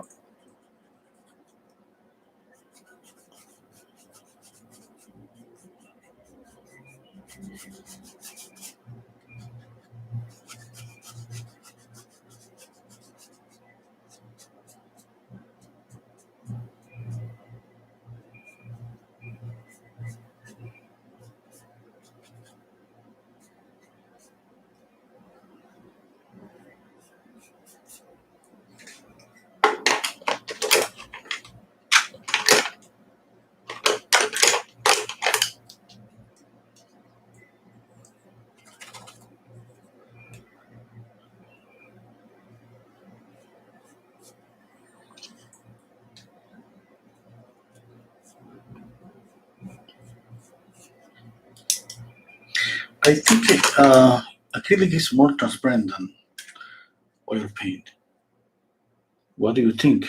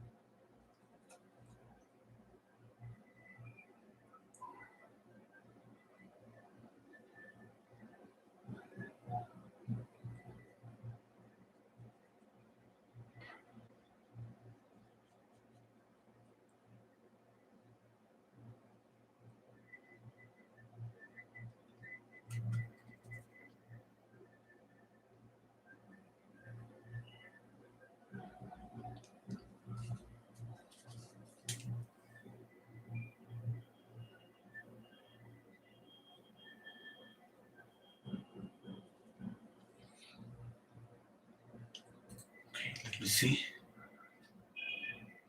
Sticking.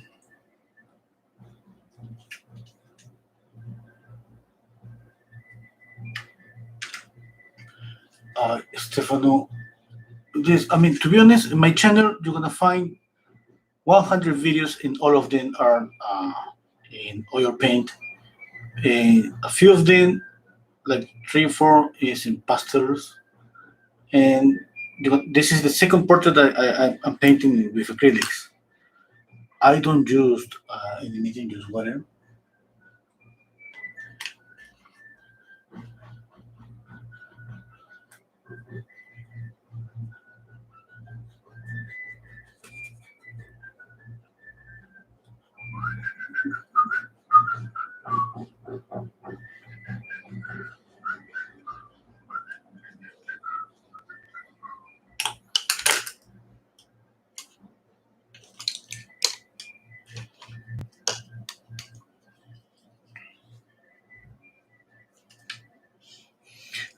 And what do you think about that? Do you think acrylic or oil is more transparent?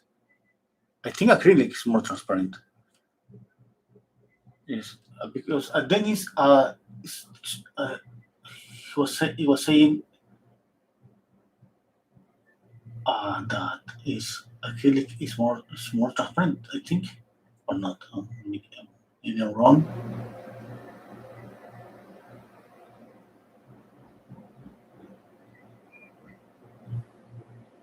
Okay. How you change your brushes? Okay. And then he say, "Oh, the left face is looking at someone else." Yes, that's what I saw. Yes, it's like, oh my god!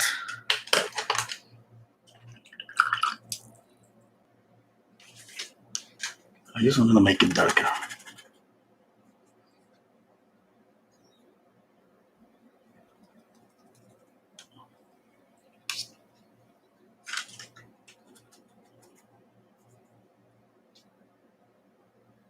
I'm gonna put more light. I mean, I make it darker. I'm gonna put more light to this side of the iris. Just to try to move the look to this to the right. Maybe it works. Maybe not. No, it doesn't work. Maybe the pupil is not right.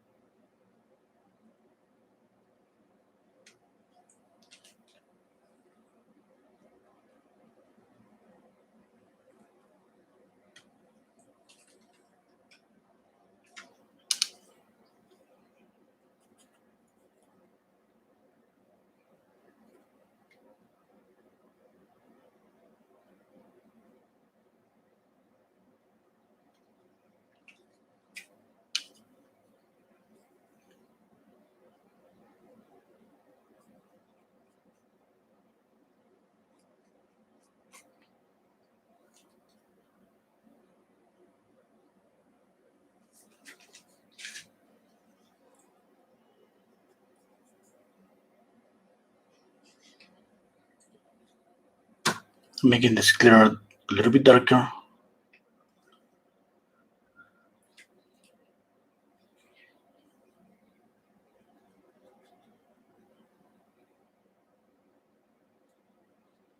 I'm going to move this eye, the iris a little bit to the right.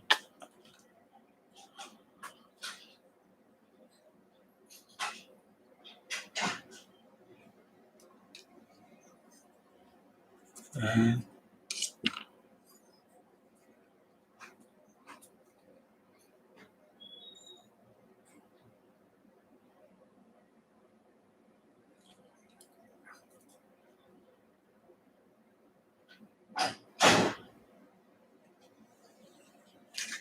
a little bit more, maybe a little bit more.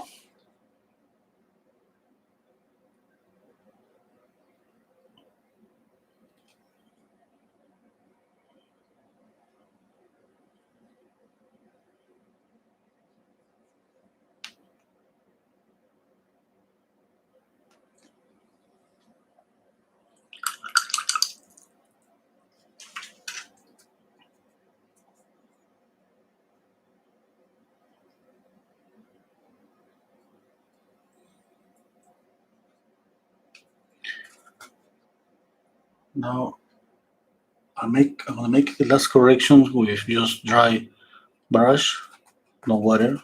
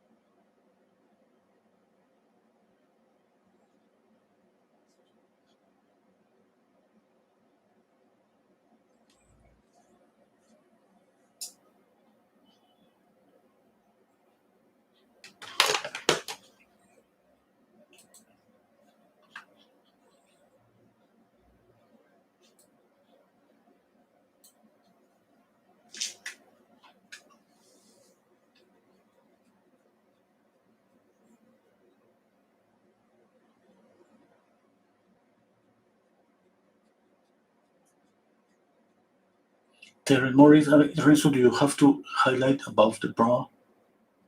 The brow underneath come out.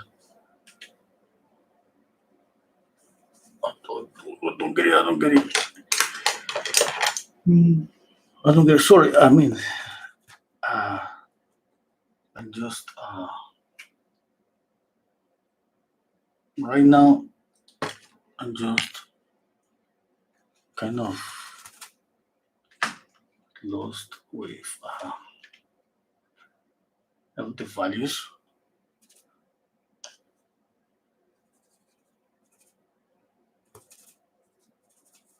I will try to answer some questions. I highlight above the brow. You mean here? I mean, you mean here, just like this theory? Yeah, I mean, you gotta put light here because it's the form of this is something like this, something round.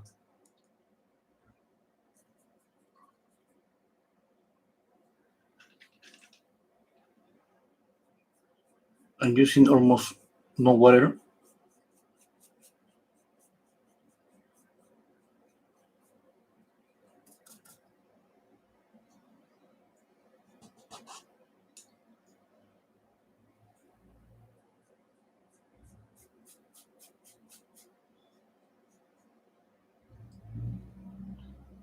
Okay.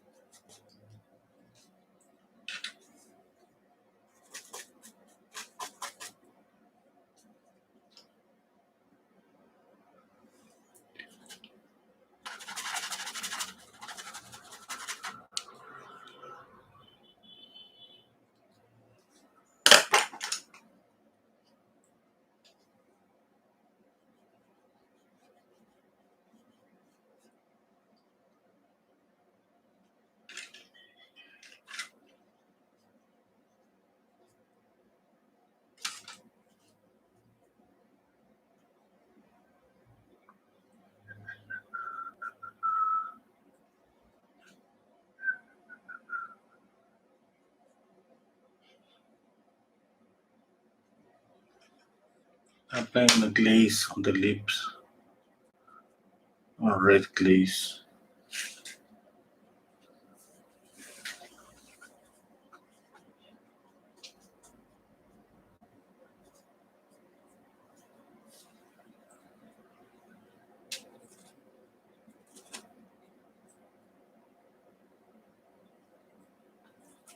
This is the Cupido line? I didn't know. But I get I got what you told me, Dita.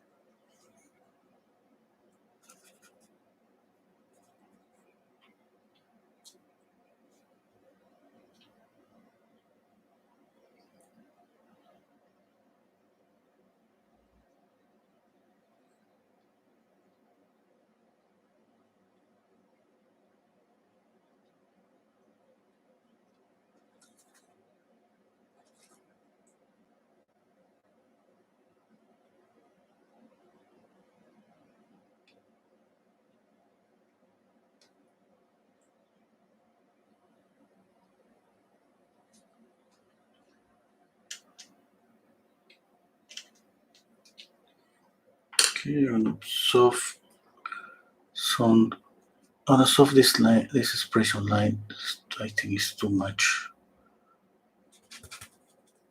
too visible.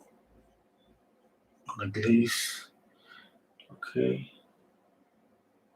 I'm gonna play some glazes here and there.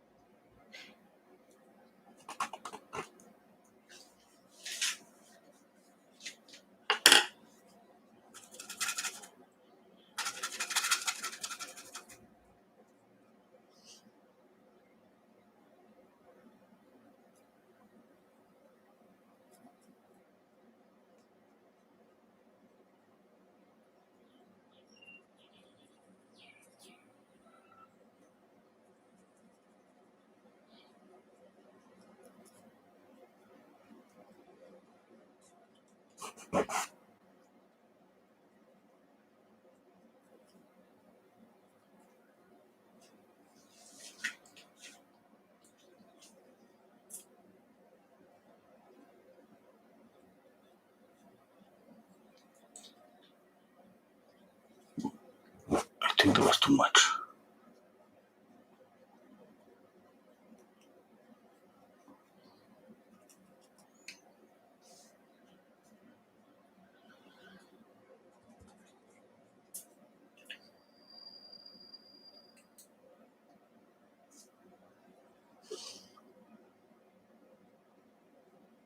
Yes, this is synthetic brushes, nylon brushes. Yeah,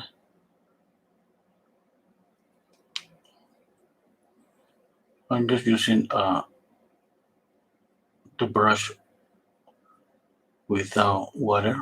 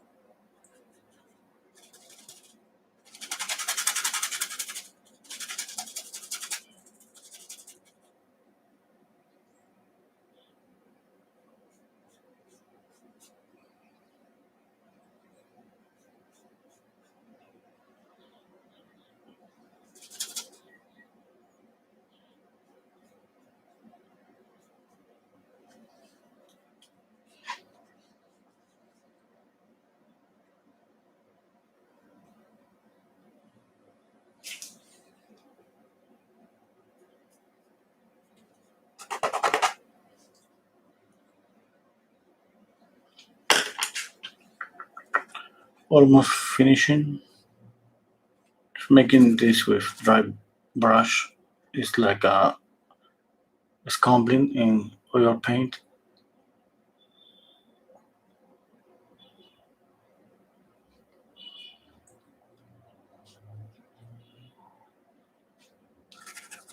A little bit of water.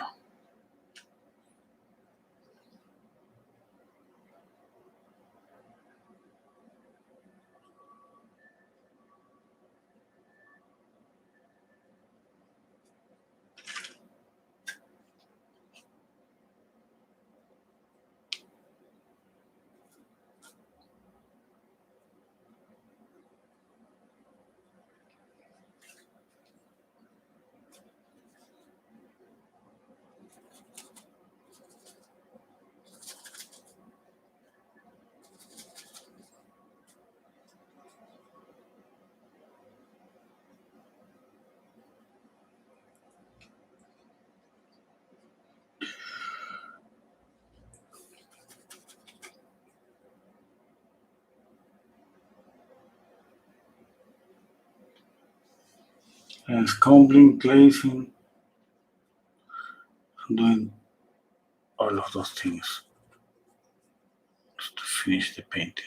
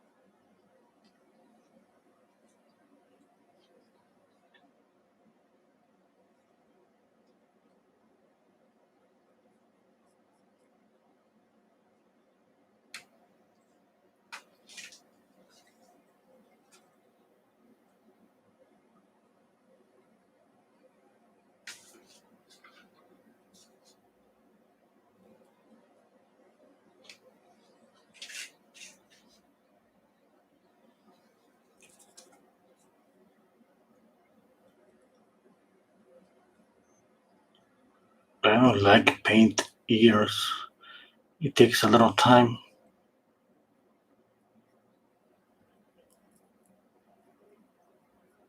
and nobody see them. We just see the ears when they are wrong. They are perfect. Nobody see them.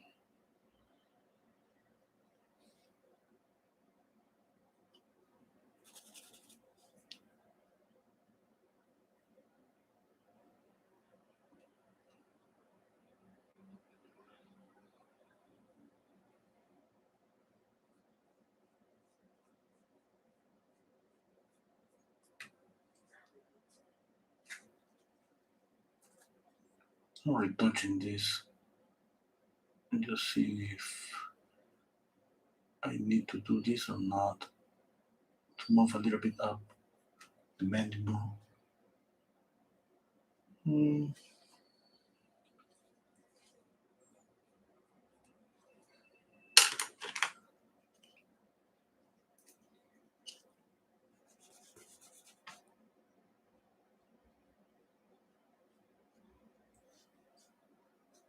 And a little glaze here.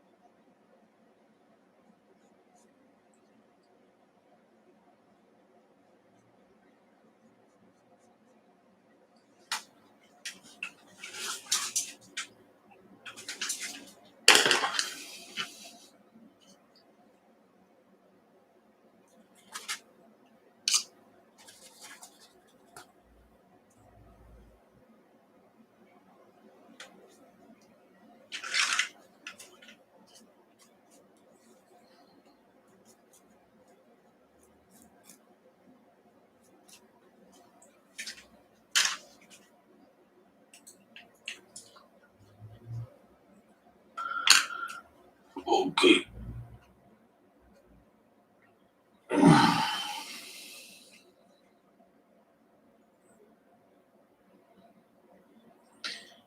Okay, I think I'm done.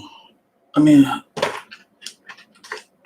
one of these days, I'm gonna make a live stream of maybe 6 or 7 hours, just to give more time, but just to give more work to try to finish everything a little bit more.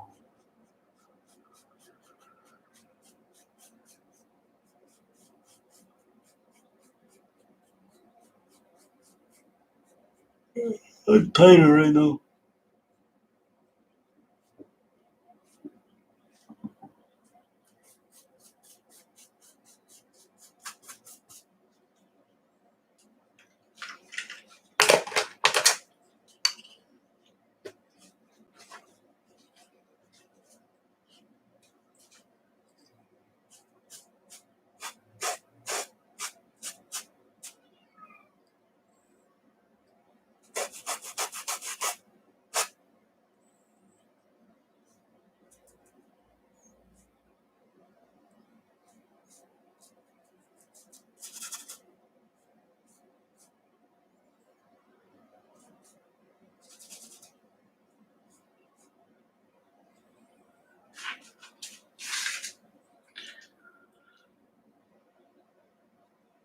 It looks a little bit older, yeah? Take out this hair expression marks a little bit softer. Maybe that would help with that.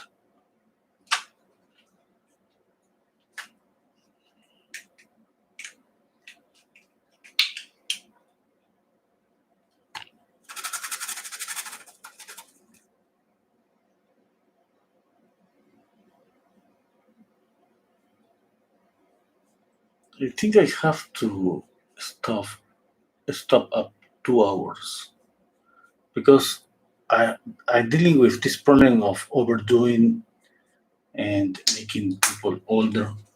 That happened to me more than once. Mm.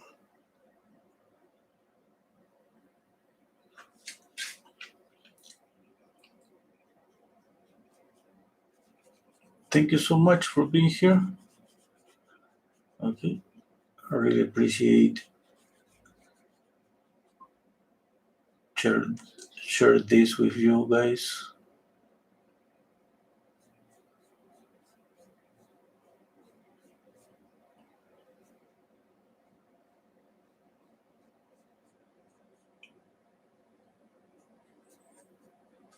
See you tomorrow. Tomorrow I'm gonna paint. I'm gonna go back to oil paint.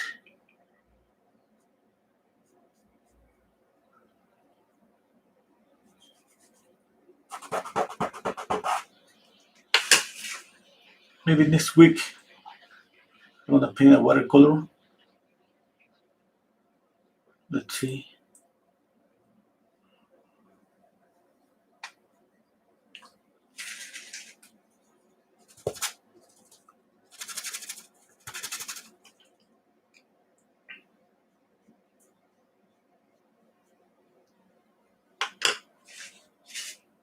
Okay, that's it. I think.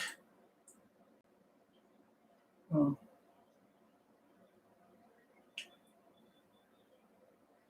Thank you so much. Okay, take care. See you tomorrow. Bye.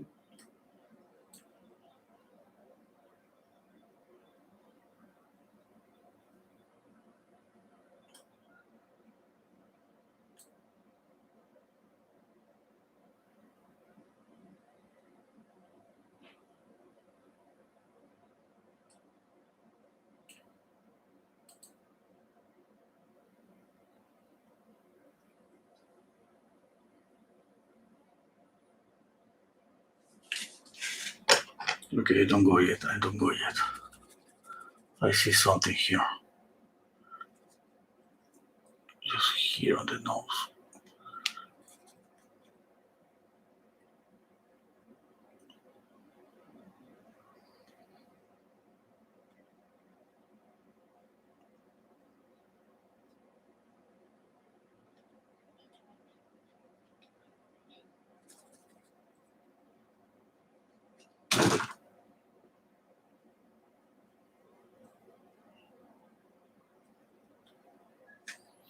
little bit up. Yeah.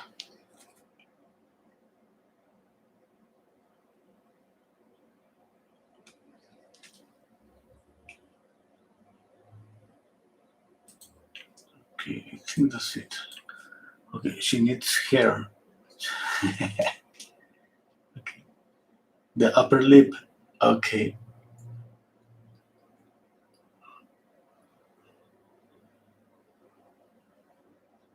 Mm. It looks terrible, this, yes. I'm gonna get rid of that. I think it's gonna be better if it's just black.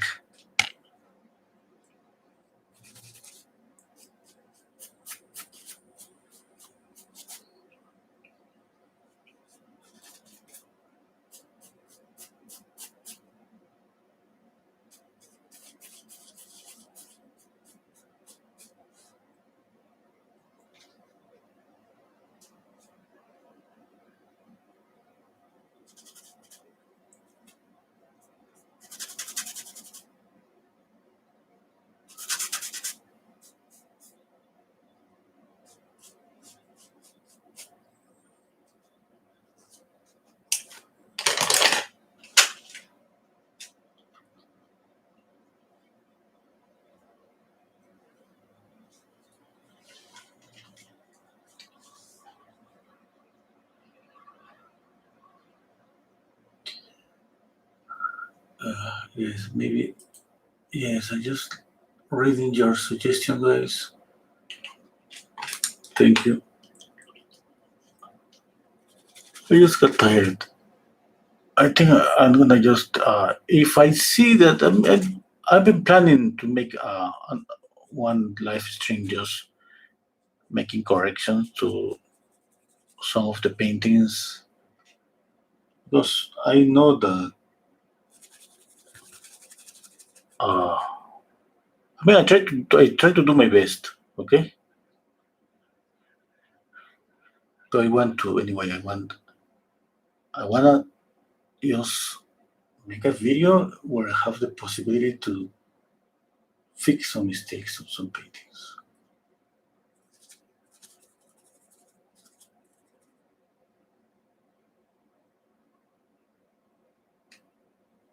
I was thinking that, but I'm not so sure if I do it. Sometimes I just think it's I said, oh my god, no, that's okay. I mean, I want to make it better, but if sometimes it's okay, sometimes it's not.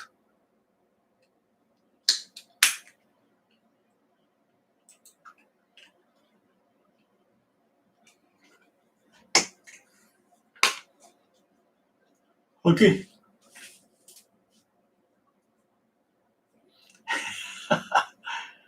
okay.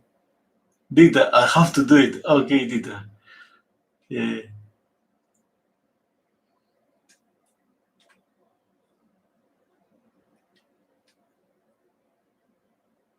Okay. Okay, thank you so much.